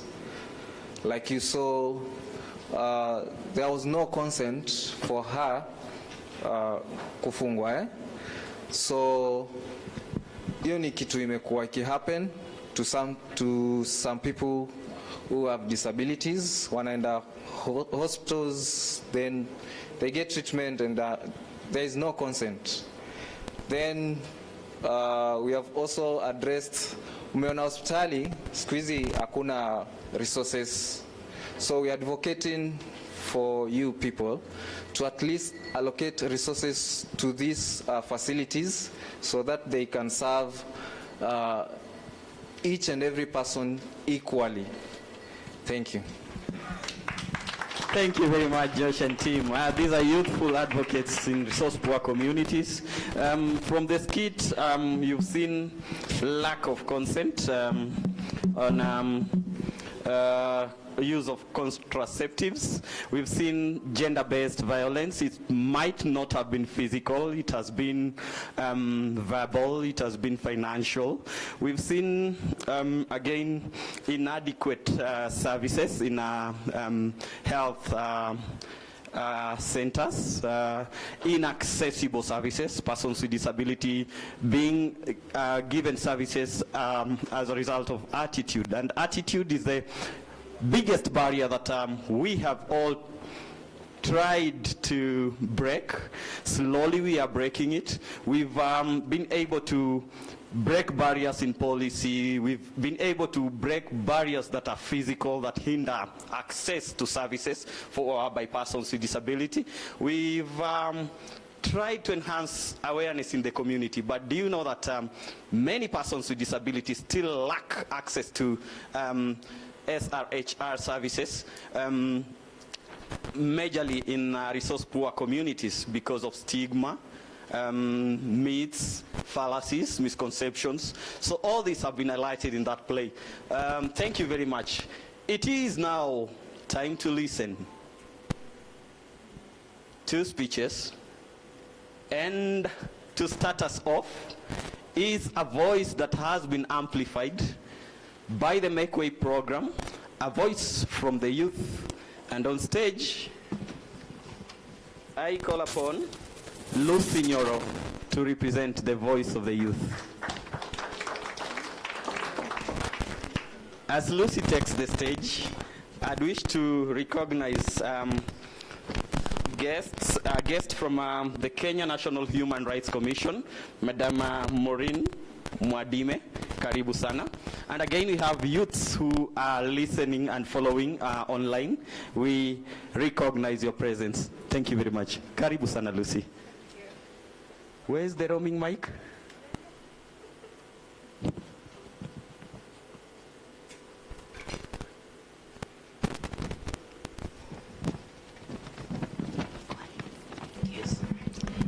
Good morning. As you've heard, my name is Lucy Nyoro. I am a volunteer with Youth Changes Kenya. It is an organization for young people which was formed to deal with the rising rates of teenage pregnancy, the lack of SRHR information and services, and the high prevalence of sexual violence in the community. Today, I would like to share a perspective from the youths. We're talking about the youths here, so I'd like to share a perspective from the youths and share a bit of stories. I am a statistic, and perhaps people forget that behind these statistics are stories of people, lives. I guess it's easier when it's just numbers and you can't see the faces. It's almost surreal, like fiction. This is what a young girl once told me. When we say that 152,000 teenage girls became pregnant in 2020, it doesn't matter, as it should. It's just a statistic, it's just a number. We say statistics don't lie. So as much as I would like not to believe it, the statistics are true. The stories of these youths always start with pain and a plea. I asked some of them what they would change if they would go back. Roughly, it's almost always the same thing. I wish I knew more and I would make completely different choices. I wish I had been told. I wish I had that information that I have now. I don't hate my kids. I love them. But I would not choose to have them then. I wish my friend would have been able to access safe abortion. Maybe she'd still be here. I wish she had information before. Maybe she would not have needed to have an abortion in the first place. We keep saying that knowledge is power, and we truly believe that, which is astonishing because most of us change our minds when the conversation turns to SRHR. We believe that giving information to our children about sex, about issues that they face on a daily basis, is going to encourage them to have sex. Which, if I may go out on a limb here, is a bit ignorant. Whether or not we're taught about sex, it is a natural process of growth, and our children will have sex. They are having sex. The statistics will show you that. The stories will tell you that. We keep on being adamant that if we do not tell them, they will not try it. We keep on being adamant that what they don't know won't hurt them. yet we see on our screens on a daily basis how much hurt that is causing them. Growing up, she thought, I am only trying it out. And she tried. She had no idea whatsoever about sex, except, of course, the reproduction that was taught in school. I'd love to believe here that most of us have been in primary schools in Kenya, so you know what reproductive health in class 6 is all about. It's nothing. Everybody here would assume, she was 19, so everybody here would assume that 19 is old enough. She should have known better, but she didn't. She's married now with 2 kids. She's still in school. She was lucky that she was able to go back in school. And I asked Sandra, you know what she said? If I knew more, I wouldn't make the same choice. I tried it once and I found myself trapped, and now it's something I cannot get out of. I don't have the choice anymore. When I had the choice, I didn't know. I didn't know because nobody told me. Nobody taught me. Nobody showed me how to make that choice. There's another girl. Her name is Cynthia, or that's what we'll call her. She reached out to me after years and years of carrying the shame of performing an abortion. I want to say that I'm happy for her that it worked out, because she's alive and here today, but it wasn't the same for her friend. They went together. She seemed a bit informed when she reached out about it, so I asked her, why didn't you seek another way? Why didn't you seek like family planning before that? She said, I did. And the first time that I went, the nurses turned me out.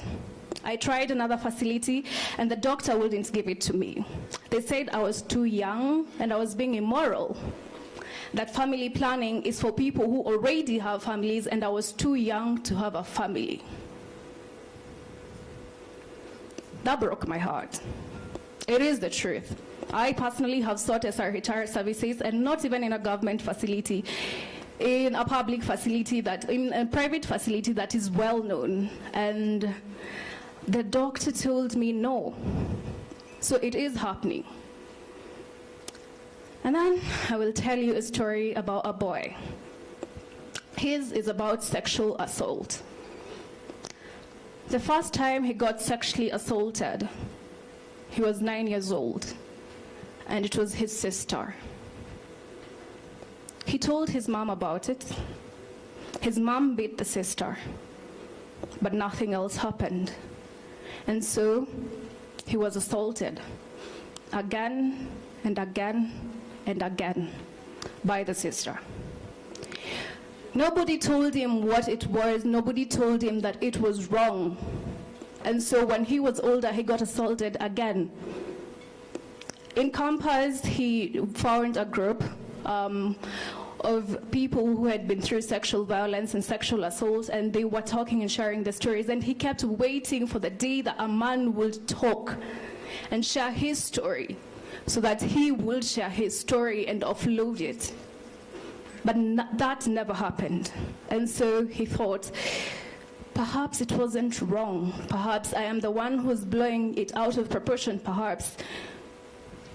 And he shut down with that story. It is sad. It's very sad.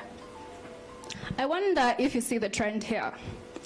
The trend of, I wish I knew more, I wish someone told me more, I wish I had access to what I needed. How many of our children and youths do we need to become a statistic until we can change how we approach things? How many teenage pregnancies? How many more cases of sexual assault, and it's happening in your homes? How many of us does it have to affect for us to change our policies?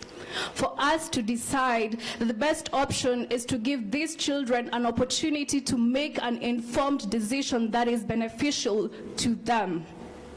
Who does this pandemic need to touch for us to change? So I would call on all of us to embark on a journey of rigorous advocacy to ensure that we leave no one behind, because that is the only way. Thank you.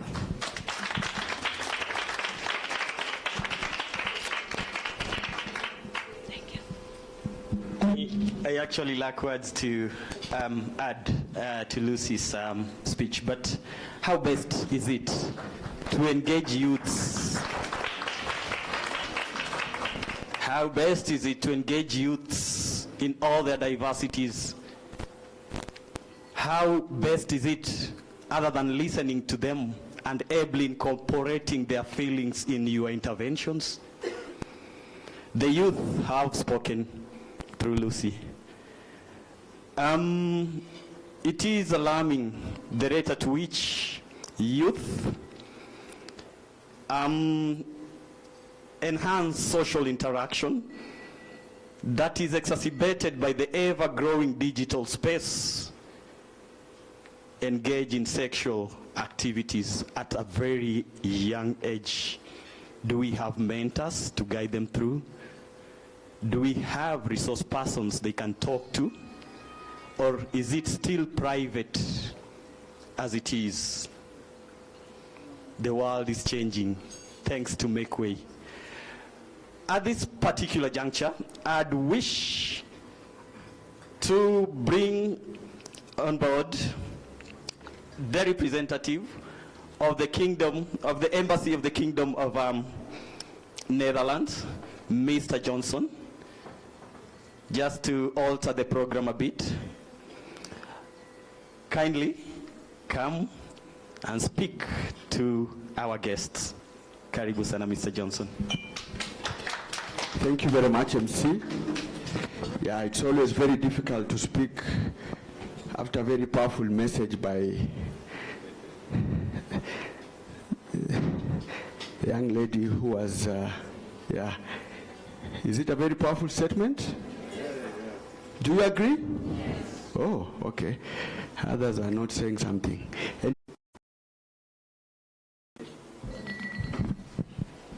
It's one of the programs that we are overseeing as an embassy. Of course, we do work a lot with the civil society because they have a really critical role to play when it comes to making the government accountable, but also on the broader social transformation issues. Today, I think is 17th of November. You'll all remember 14th of November, 2 years ago. What happened? 2 years ago in Nairobi. Hey, SRHR advocates, I want to hear from you. Okay, 2 years ago we had the ICPD Nairobi Summit. Yeah? Yeah, so it's just a coincidence that we are launching this program just some days to that. So we can say belated birthday or something like that. Yeah, so as the Netherlands, we are always keen to follow the outcomes of that summit. And I hope this program, you've also considered that. Because we believe SRHR saves lives. And you've seen from the entertainment by young people here, you've heard from the spoken word, and that is why the Netherlands presents themselves as an important partner to this narrative. Every year, the government of Netherlands invests 420 million euros on SRHR and HIV. Is that substantial amount?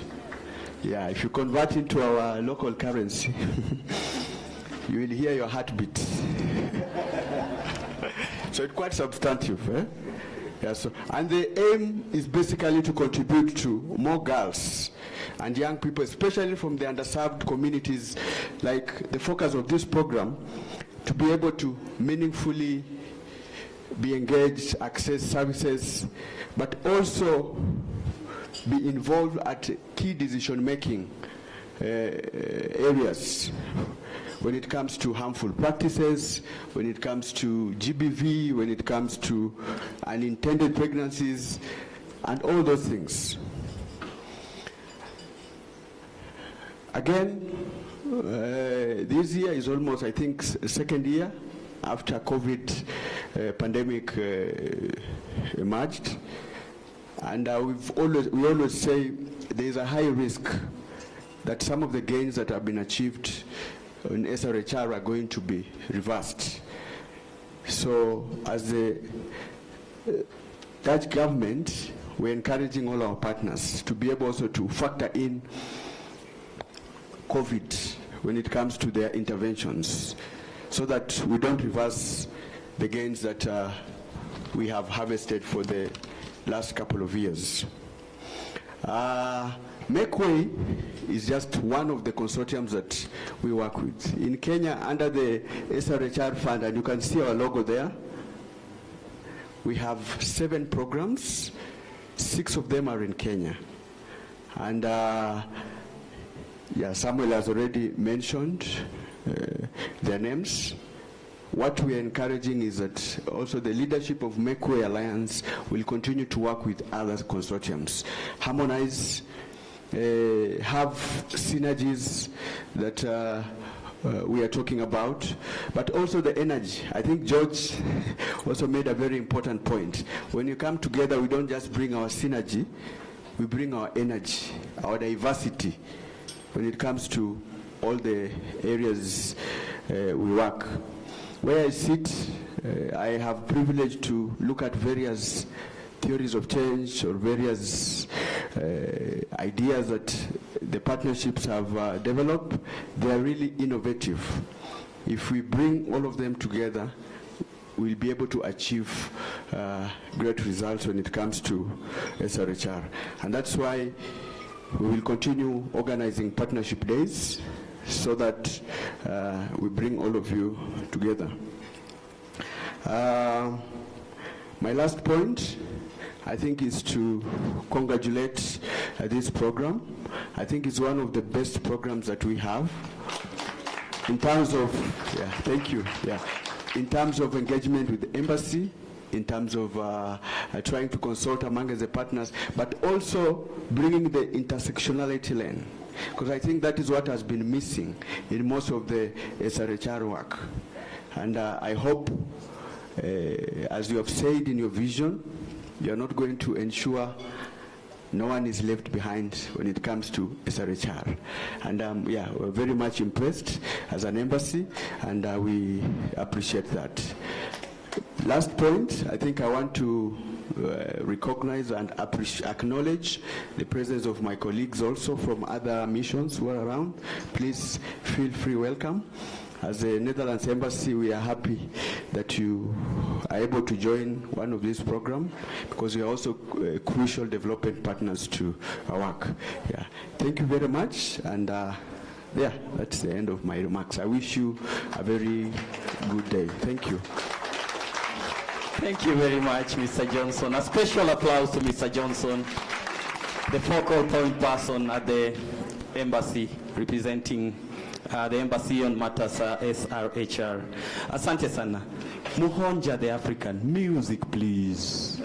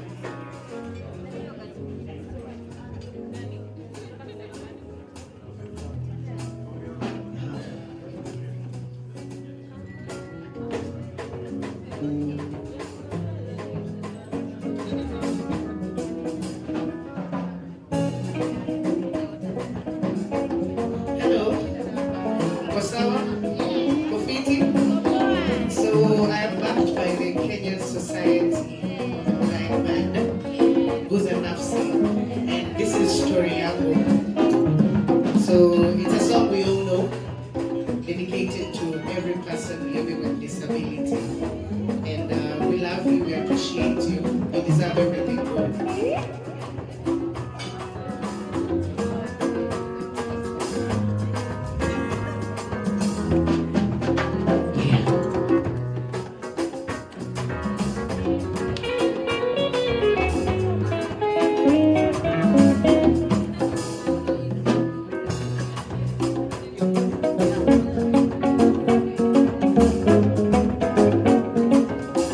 Nisikize mtoto mama, hivi unavyoniona mimi deno, nimetoka na mbali sana. Mtoto mama, hivi unavyoniona mimi deno, nimetoka na mbali sana.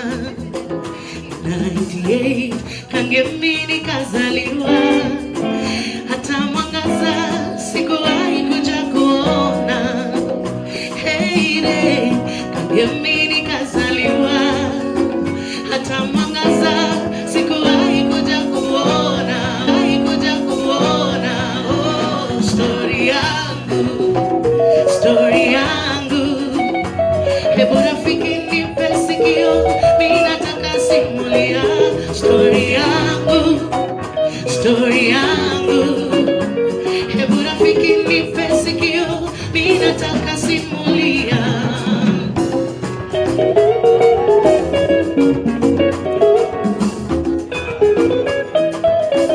Nisikize mtoto mama, hivi unavyoniona mimi deno, nimetoka na mbali sana. Mtoto mama, hivi unavyoniona mimi deno, nimetoka na mbali sana. Hey, kangemi nikazaliwa, hata mwangaza sikuwahi kuja kuona. Hey, kangemi nikazaliwa, hata mwangaza sikuwahi kuja kuona. Hey, story yangu, story yangu. Hebu rafiki nipe sikio, mimi nataka simulia story yangu, story yangu. Hebu rafiki nipe sikio, mimi nataka simulia story yangu, story yangu. Hebu rafiki nipe sikio, mimi nataka simulia story yangu, story yangu. Hebu rafiki nipe sikio, mimi nataka simulia story yangu, story yangu. Hebu rafiki nipe sikio, mimi nataka simulia. Thank you. Wow. Boredom has been chased. At this moment, I saw people standing. Were you dancing? I have a visual impairment that is related to disability. I'm also panting. I was dancing. Welcome on board, dear guests. As you take your seats, I take this opportunity to welcome at the front, Barbara Kopa Ndolo, CDSK, Cheshire Disability Services Kenya. Karibu sana. Talk to the guests. The Mekwe is here.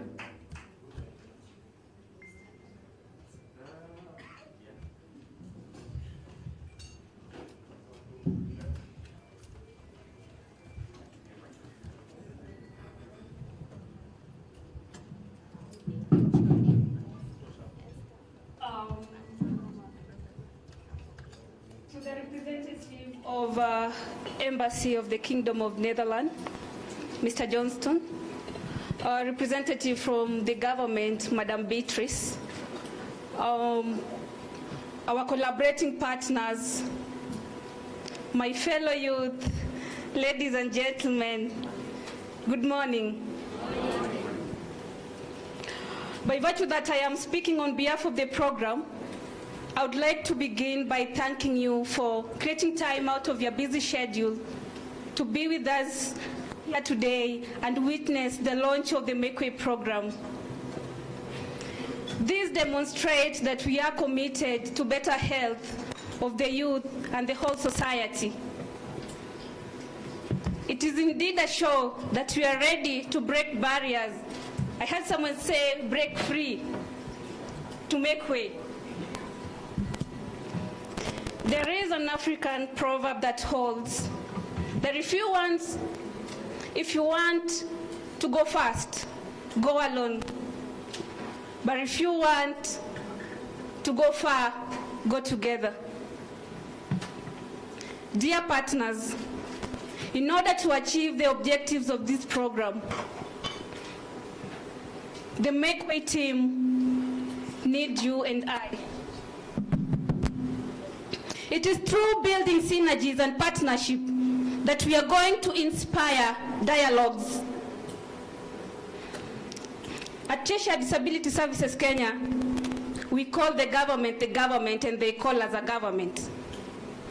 So them as the government, and we as a government, we come together holding partnership to strengthen health systems and go far in achieving universal health coverage.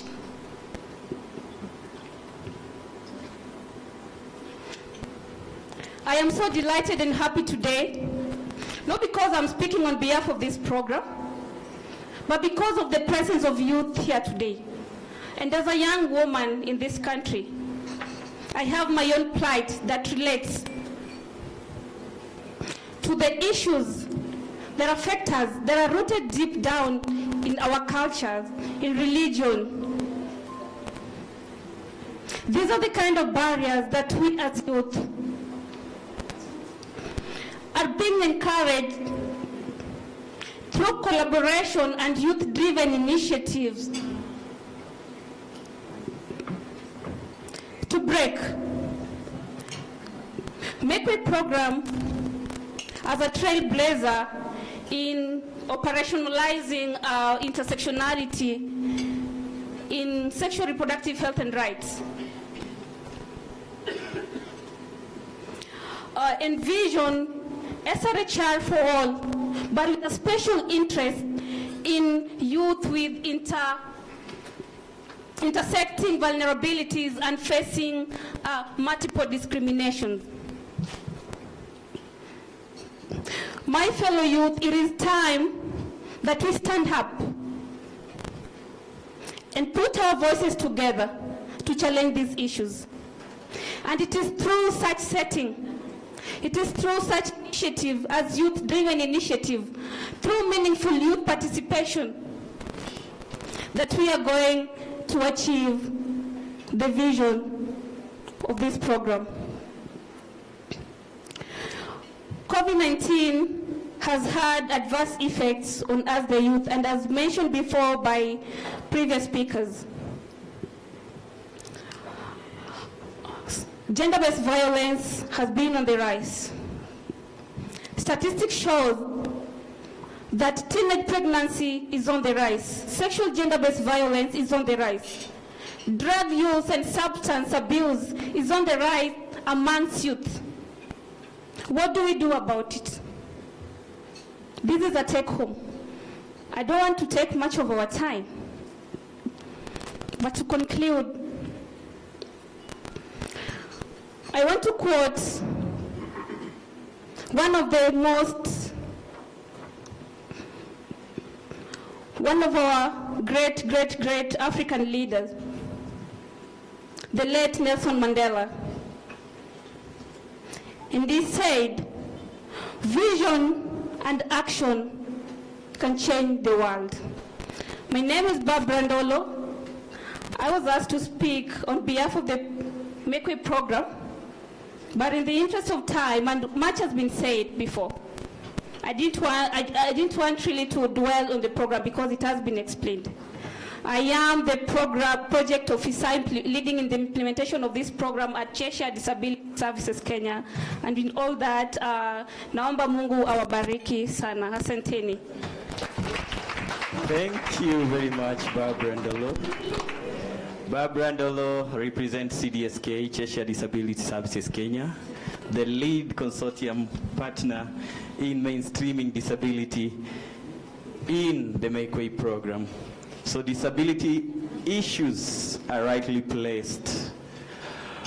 At this juncture, we'd wish to listen to the maiden speech from a representative of the government of Kenya. I'd request that we all remain calm as I welcome on stage Madame Beatrice, representing the government of Kenya.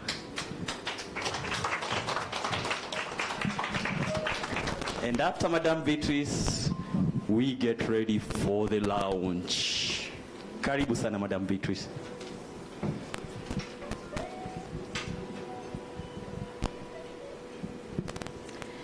Thank you so much. Allow me to stand here behind this podium.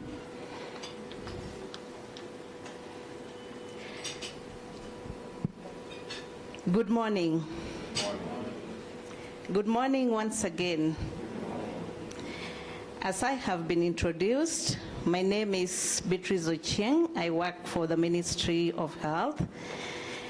We are at the Department of Family Health, and at the Department of Family Health is where we have the issues of reproductive health, adolescent health, child health, as well as the nutrition. So I want to thank the leadership of the Make Way program for reaching out to the top leadership at the Ministry of Health. And it's true, they marked down the letter of invitation back to us because we are the department that implement the issues to do with adolescents and the women of this country. So first, allow me to recognize the presence of other government agencies who are represented here. All the government agencies feel welcomed. Together with the leadership of the Make Way program and the consortium, all who are present here, as well as development partners and other partners who are providing support in one way or another. Thank you so much for being here and for making this meeting a success. We are all here to launch this program, and together it's a journey, okay? We all know that as the Ministry of Health, we work within the legal frameworks and we work within the stipulated policies that guide our interventions and our programming in the areas that affect the children, the adolescents, the youth, as well as the women of this country. So we are not here by default, but we are here as important partners so that we encourage working together in this space. We are not working alone. We encourage partnerships and collaborations because most of these policies, strategies, and the guidelines that we put out there, without the collaborations and without working together, we may not be able to achieve them as per the stipulated. So I'm going to talk about adolescent sexual reproductive health issues because I saw the vision of the Make Way program is sexual reproductive health and rights for all. This is an area that we are covering at the division. We have a division of reproductive health as well as the division of adolescents and school health. As I said before, we have policies and guidelines that guide our operations and the interventions that we make. And I want to make it clear here that the government has priority areas that we have been targeting. There is a lot of work that has been going on through the line ministries, through other partners. We have been doing a lot. And the priority areas that we are talking about, these are also areas that are contained in the Adolescent Sexual Reproductive Health Policy. We are aware that this policy is dated 2015, but currently it is under review, and as I'm talking here, we have a team of all the partners that are involved sitting, and it has been a process to review this policy to be aligned to the changing landscapes of this country. So all this we are talking about, there are issues that are contained in a document, and this document is recognized. And what we are saying is that we are working towards promoting adolescent sexual reproductive health and rights. And this policy stipulates that we are going to address all these issues as they arise among the adolescents, and we have outlined guidelines on how we are going to achieve this.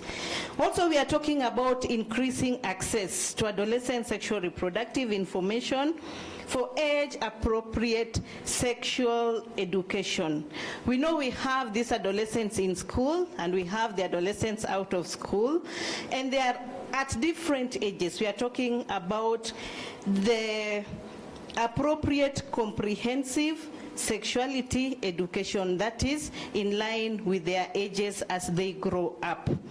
We are talking about reducing the sexually transmitted infections, including human papilloma virus. We know we have rolled out programs for vaccinations for the young girls, 10 years of age, and we are doing this in all the public health facilities across the country.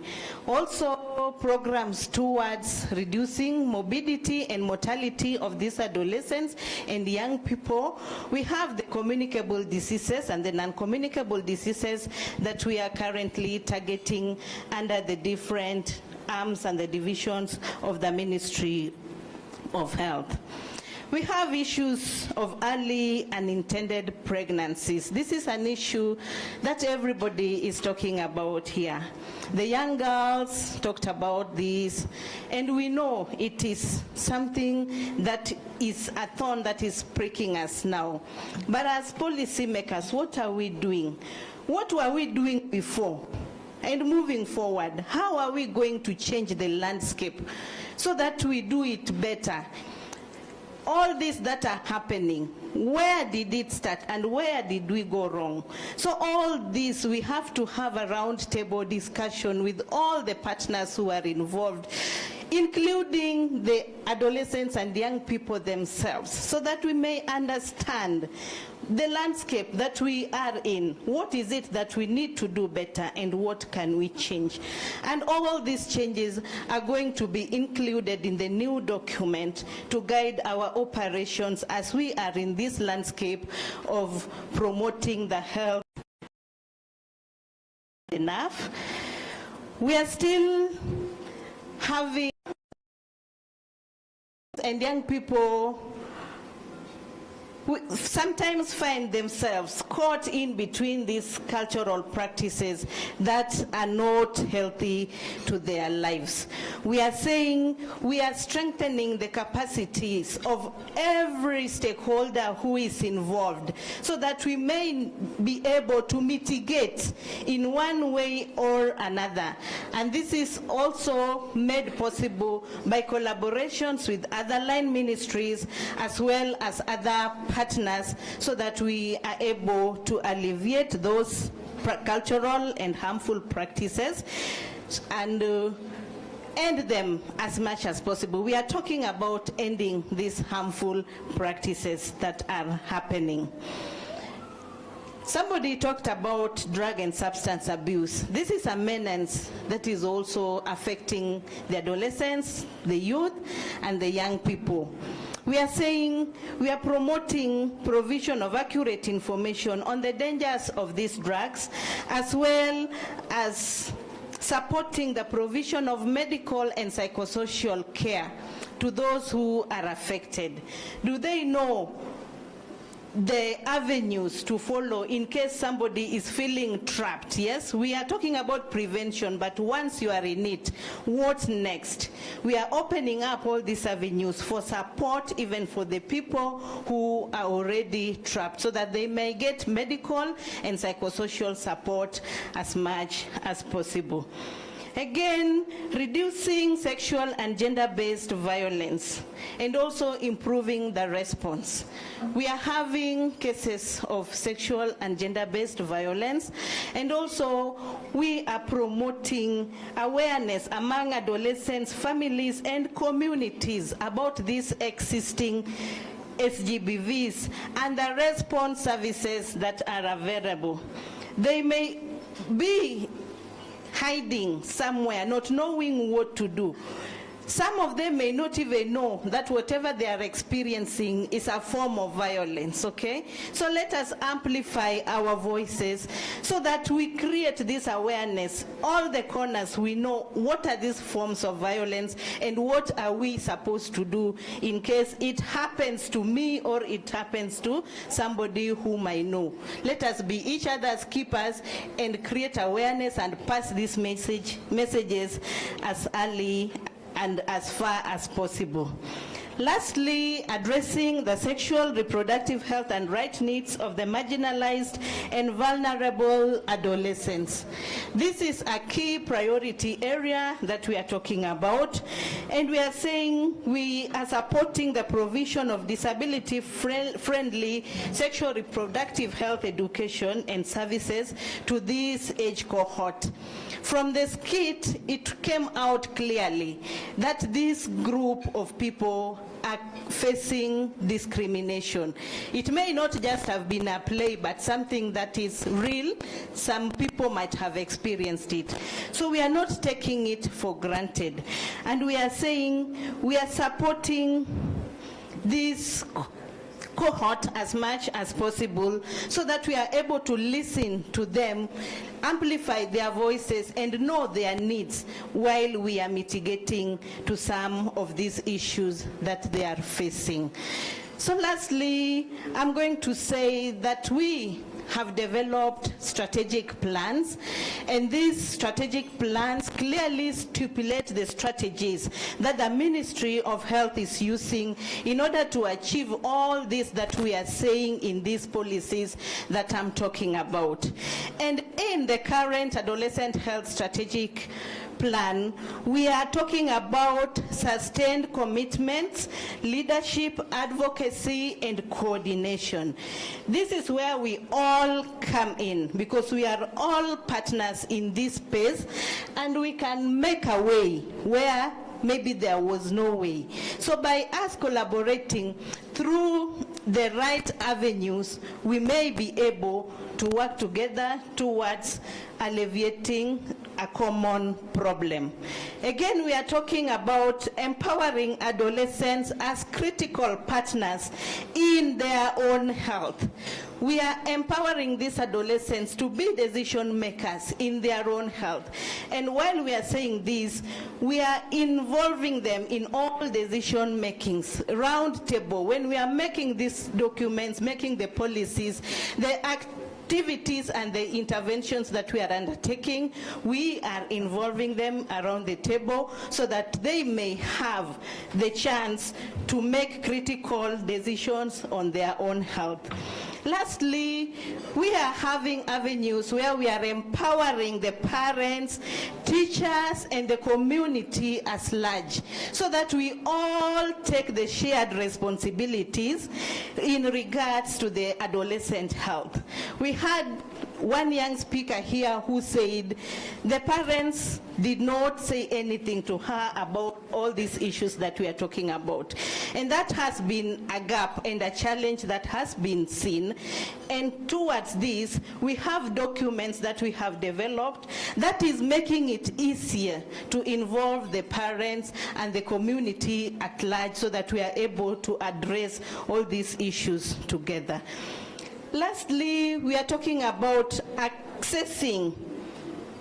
ensuring access to equitable and quality adolescent health, responsive health services.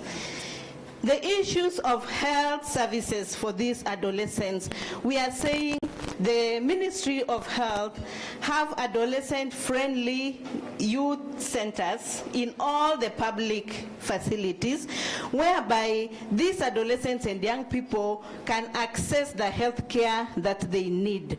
We realized that the issues to do with stigmatization as well as being judged were preventing these adolescents from accessing these health facilities in case they had a need. We have gone ahead to capacity build the healthcare providers so that they are responsive to the adolescent needs, and they know that this is a special cohort that we need to handle them with much care as possible so that we do not miss the reason why they came to the facility and have them open up so that they can entrust the healthcare workers with their health problems. So lastly, I'm saying that we are happy to be here. We are happy to partner with all of you, and we are just advocating that through the right channels that are stipulated by the Ministry of Health, we will be able to continue with the collaborations as we work together towards this journey of making a way. So in that regard, I end my speech there, and I will have to go to the next process of launching the program. Thank you so much. Thank you very much, Madam Beatrice. Another round of a big applause to the government representative. It's not only that we have the goodwill from the government, but again we have the support that is needed to ensure that the 5-year implementation course changes policies, structures, communication, and services to the intended beneficiaries of this project. So as we set up the stage for the launch, just hold on there, Madam Beatrice. I wish to slowly invite Gus Sanafsi to lead us as we set the stage, and then I will come back to announce the official launch of the Make Way program. Gus Sanafsi.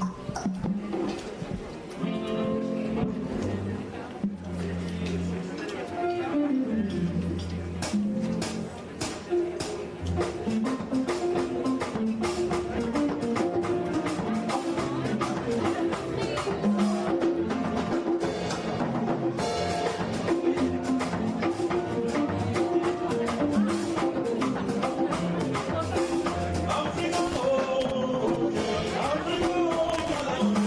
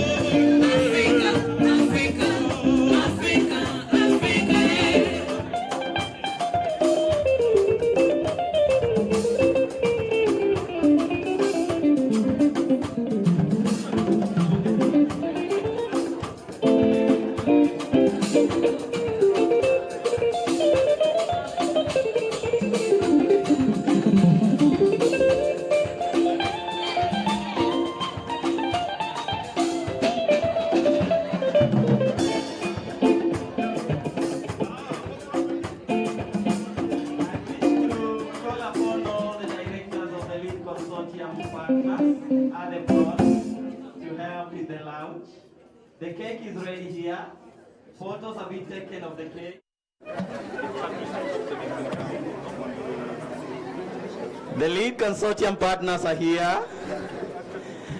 It shows that we are ready for the lounge.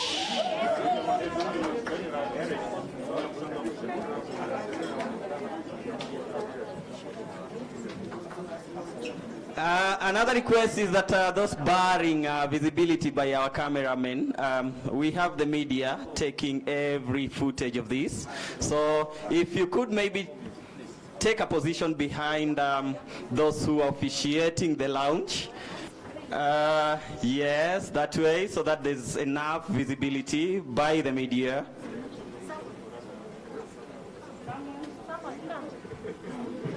Yes, yes, yes. Yes, yes, yes. As we arrange ourselves in order, I bet there's enough visibility by the media. The cake is so huge, I believe everyone will get a piece. Nice, nice, nice, nice, nice. As we arrange yourselves. We will be playing a video on the screen that will lead to the lounge. We will have some sort of fireworks, so don't get scared. This is just to show that this is a big lounge. Woo! Are we ready? Are we ready? Are we properly lined?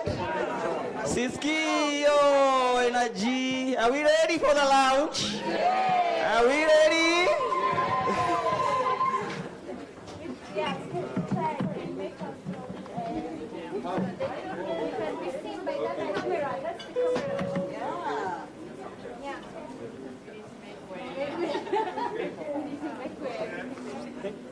Have we made way for the lounge? Yeah. Where is the energy? Where is the relation? Hiya! Let the video roll. Faustine and the video.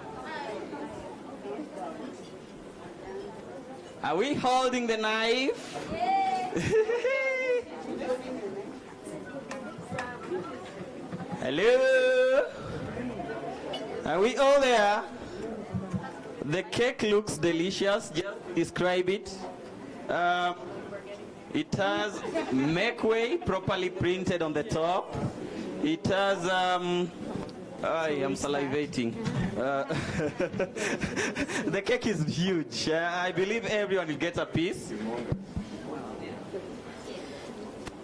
So we are being told that the launch will be guided by the screen. Okay. So let us be in a position that we can see what is happening. And We will have a countdown. Let me know when to start. Okay. So we are beginning the countdown. Let us begin from 10 downwards. 10, 9, 8, 7, 6, 5, 4, 3, 2, 1.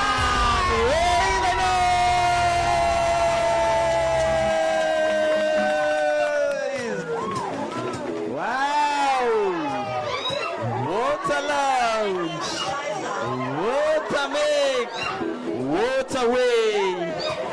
What a project! I'm actually standing at the midst of the fireworks. This is the best launch ever to the best project in the world. Making way in Kenya, making way in Uganda, making way in Ethiopia. The Make Way program is here.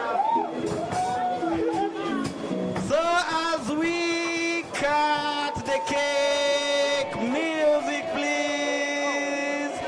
Kata keki siyo ugali. Kata keki siyo ugali. Cut again, kata keki pole pole. The band kindly come in. Kata keki pole pole for the camera visibility. Yes. Kata again, take your time, pole pole, piece by piece. I'm actually salivating. Where is the band? Wow, wow, wow, wow. Kata keki, kata pole pole, kata kwa uzuri, kata kishepu. Kata kipisi.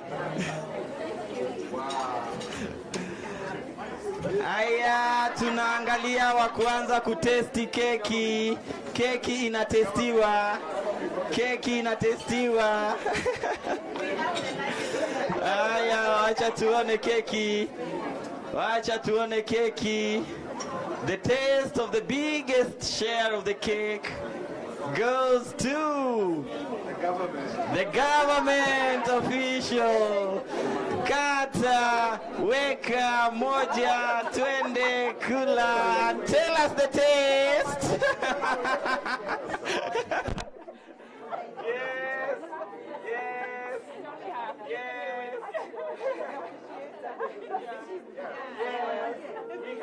Go ahead, give us the taste. How does it taste? How does it taste? We have the assurance. The cake will be passing around the house. The government has already tested and approved. It is the best and sweetest.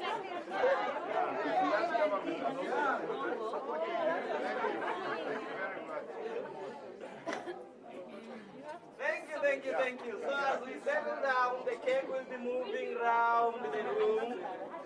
Kila moja, all the ushers should come over. This is a point where we need your services. All the ushers here, support in moving the cake around the house, and especially iguze nafsi za watu waguza nafsi.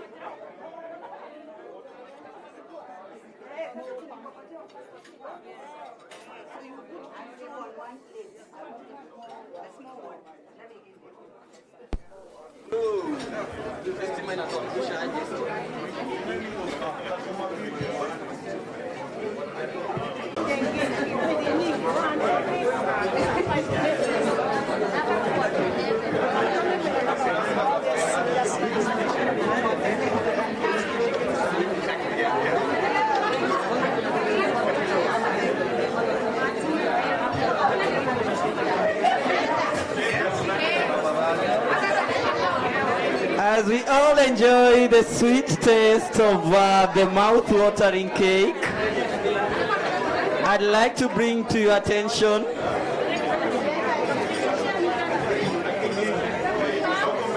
Attention.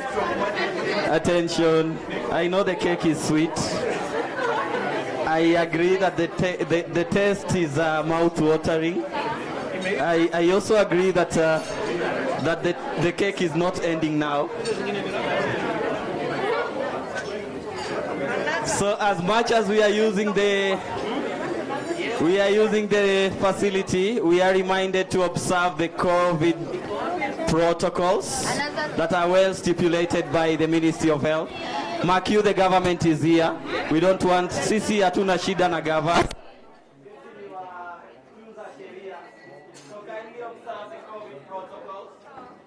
Again, I wish to recognize the presence of Center for the Study of Adolescents, the EBO Director, Mr. Albert. Karibu sana ukumbini.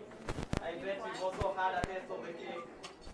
So as we do the cake, I wish to prepare you for a vote of thanks. A session that is going to be done by Prof, my good friend, from the circle. I can find your way, boy.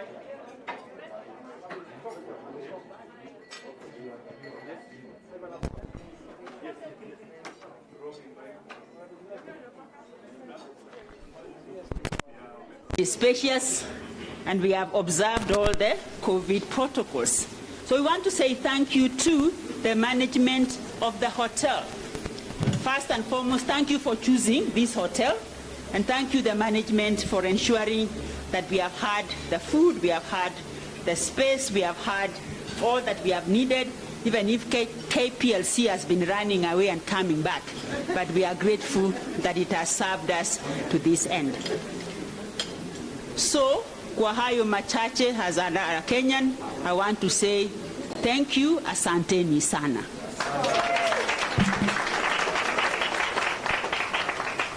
Asante sana, Prof. Actually, my mouth was full with cake.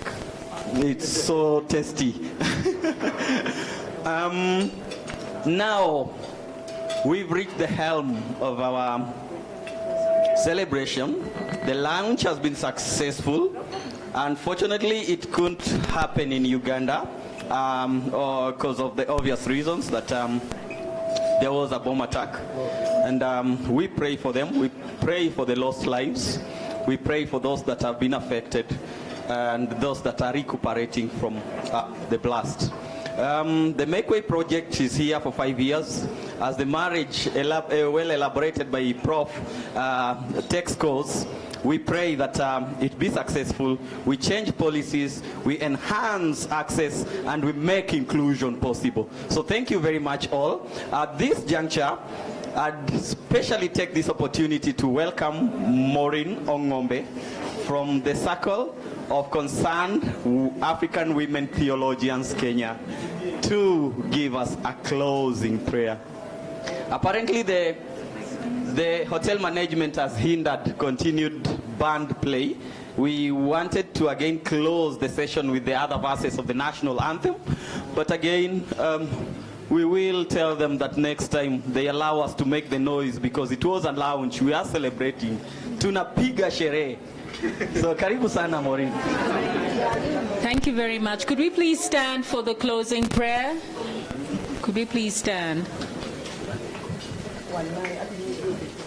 We are praying.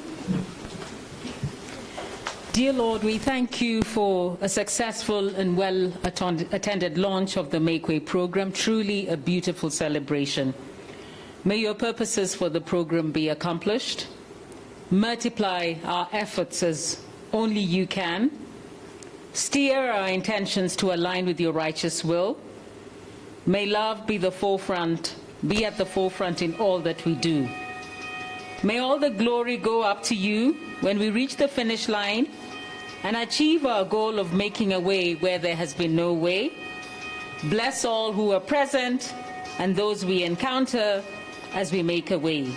Dismiss us with your blessing, for it's in Jesus' name we pray. Amen. Thank you very much.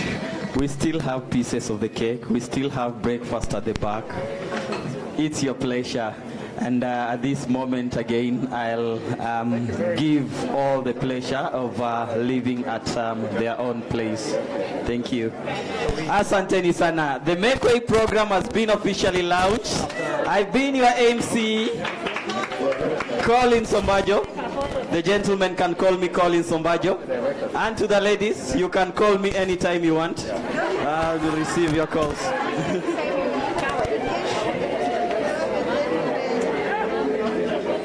And I'm reminded that the directors of the various lead partners to come at the front where we did the launch to take a joint photo for remembrance of the program. I bet this photo I'll have to keep it in our office. Together with Madame Beatrice from the ministry, the various directors of the lead consortium partners. Karibuni hapa mbele. George, Eric,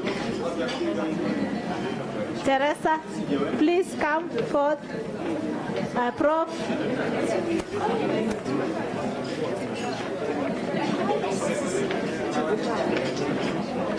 Yes, please come for a photo.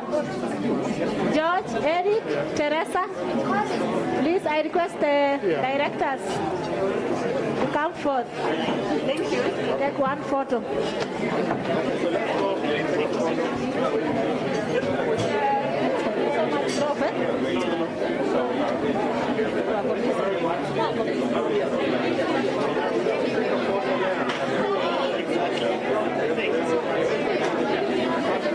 Cecilia, is Cecilia still here? Sure.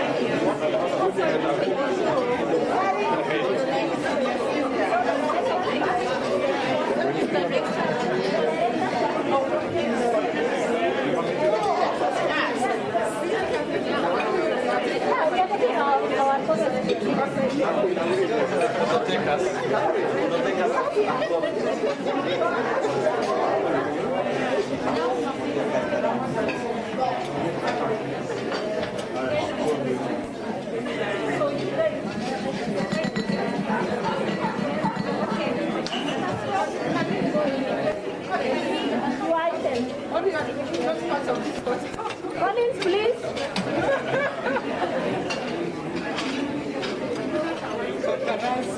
I wish my England education.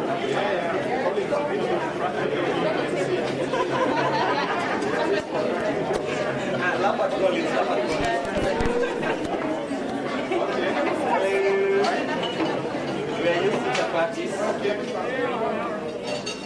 What again are we used to?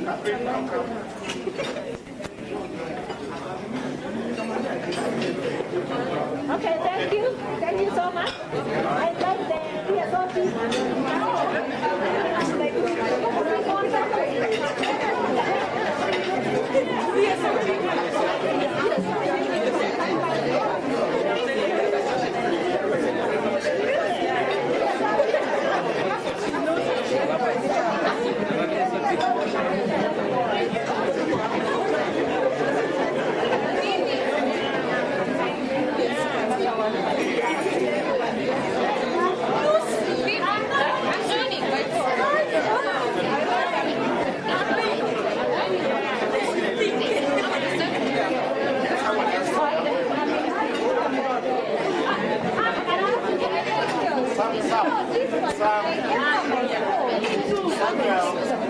Samuel. Yes, sir. Yes, sir. Please love each other as a family. Love each other. Oh, that's working.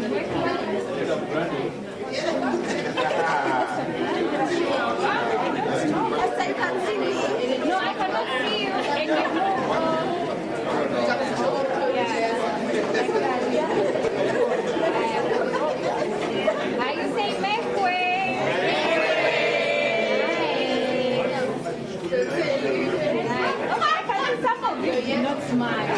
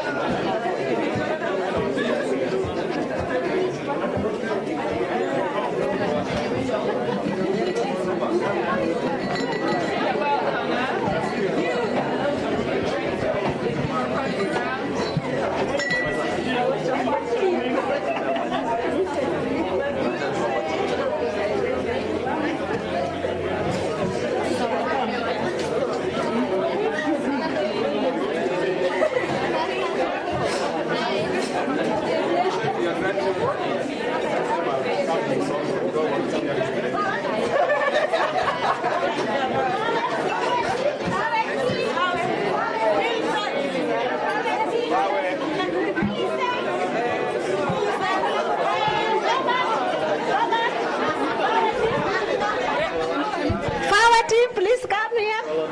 Come forward. Millicent, where are you? Maureen. Maureen now. Maureen from Fawe. Millicent, come for the photo.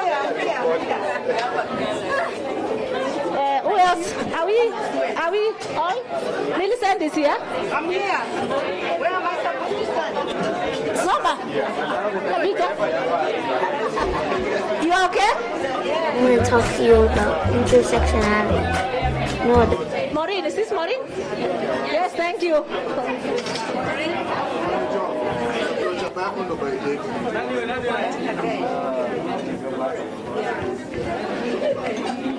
You are done? Sako, your colleagues, the directors can remain there. Maureen from Sako, Josephine from Sako, Maureen, Beatrice. Yes, I'm calling, yes. When you, remind me as the director. Sako. Maureen? Who else is? Intersectionality. Have you heard this word before? Even if you have, you might not know what it means.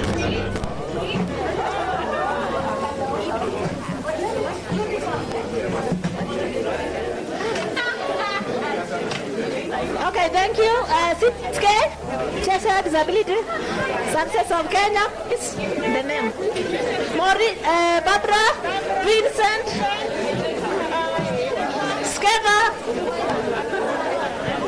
Yeah, they are coming. Oh, please come.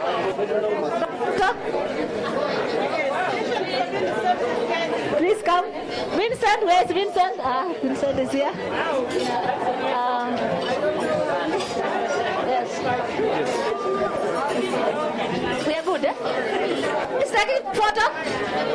Bring your phone. Lucy, come and take photo.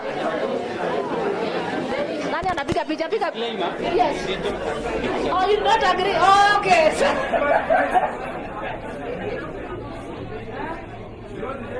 Somebody can think we have a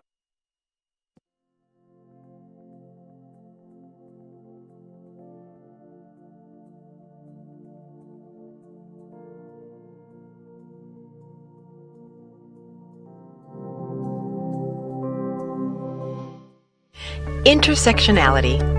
Have you heard this word before? Even if you have, you might not know what it means. Let's take a look at it. The first part's easy enough. Intersection, a place where things come together.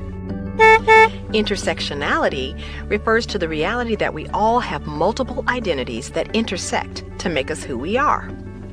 It also gives us a way to talk about oppressions and privileges that overlap and reinforce each other. I'm going to talk to you about intersectionality. You know what that means? You want me to explain it? Yeah. So intersectionality is a concept that allows us to realize that people live like multidimensional lives. So for example, if someone is a black woman and they're black and they're also a woman, it's important to look at the possibility that they may experience sexism as well as racism at the same time. So are you saying that, like, say sexism is not experienced by, like, everyone in the same way? Exactly.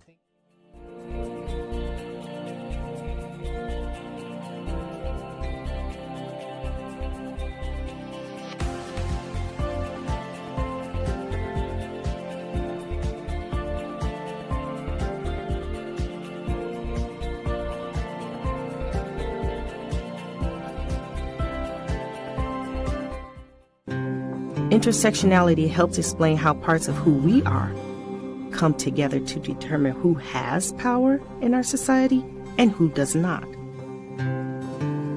People are complex, and many factors contribute to our identities and experiences. We cannot look only at one part of our humanity. We have to look at the whole picture and all the factors that impact our identity and experience in society. So people aren't just the one picture. The whole picture basically has to need your whole entire personality going together to make you. Wow, thank you. That's really cool. High five.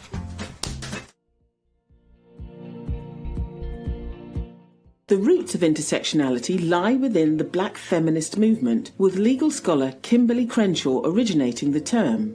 Crenshaw felt that anti-racist and feminist movements were both overlooking the unique challenges faced by Black women.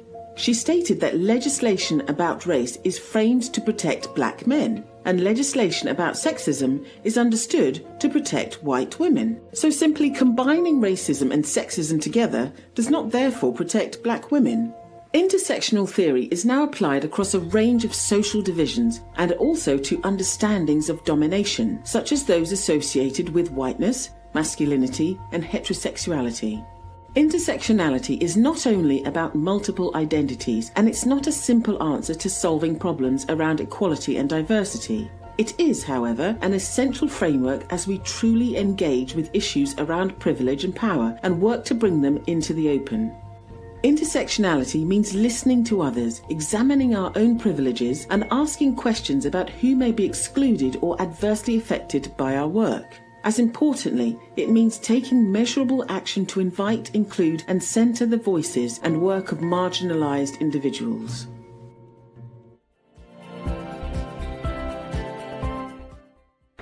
Jerry has a disability, and his family lives below the poverty line. He is the oldest of 10, which requires him to do a lot of caregiving, and sometimes keeps him out of school. No one in the school counseling office has talked to Jerry or his parents about his plans for after graduation. He has applied for several jobs, but never gets called back. Fatima is Muslim and recently came to the United States from Somalia. She finds that many people at her school make assumptions about her values and abilities before they speak to her. Many of her classmates think she shouldn't be at their school at all. Greta comes from an affluent family. Both her parents and grandparents went to college, and her father owns a successful business. She doesn't think about her identity very often, but she does think of herself as someone who will go to college and get a good job once she graduates. Think about Greta's situation as opposed to Fatima's or Jerry's. Fatima and Jerry are members of marginalized groups. They don't get to choose whether or not to think about their identities. Greta, on the other hand, can ignore intersectionality if she wants to. Life isn't the same for everyone, even for people who share identity characteristics. By adopting an intersectional lens, we have a better opportunity to understand why and to change the institutions that help and harm us based on who we are.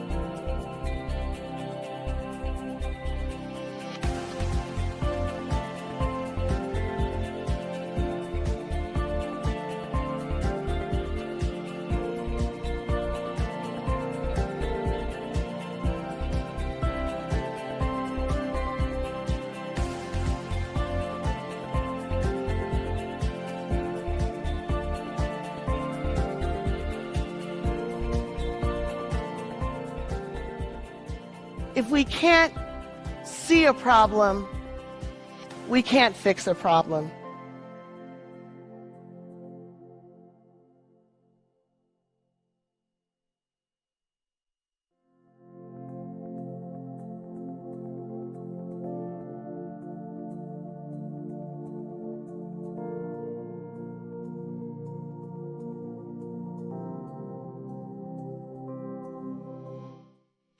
Intersectionality. Have you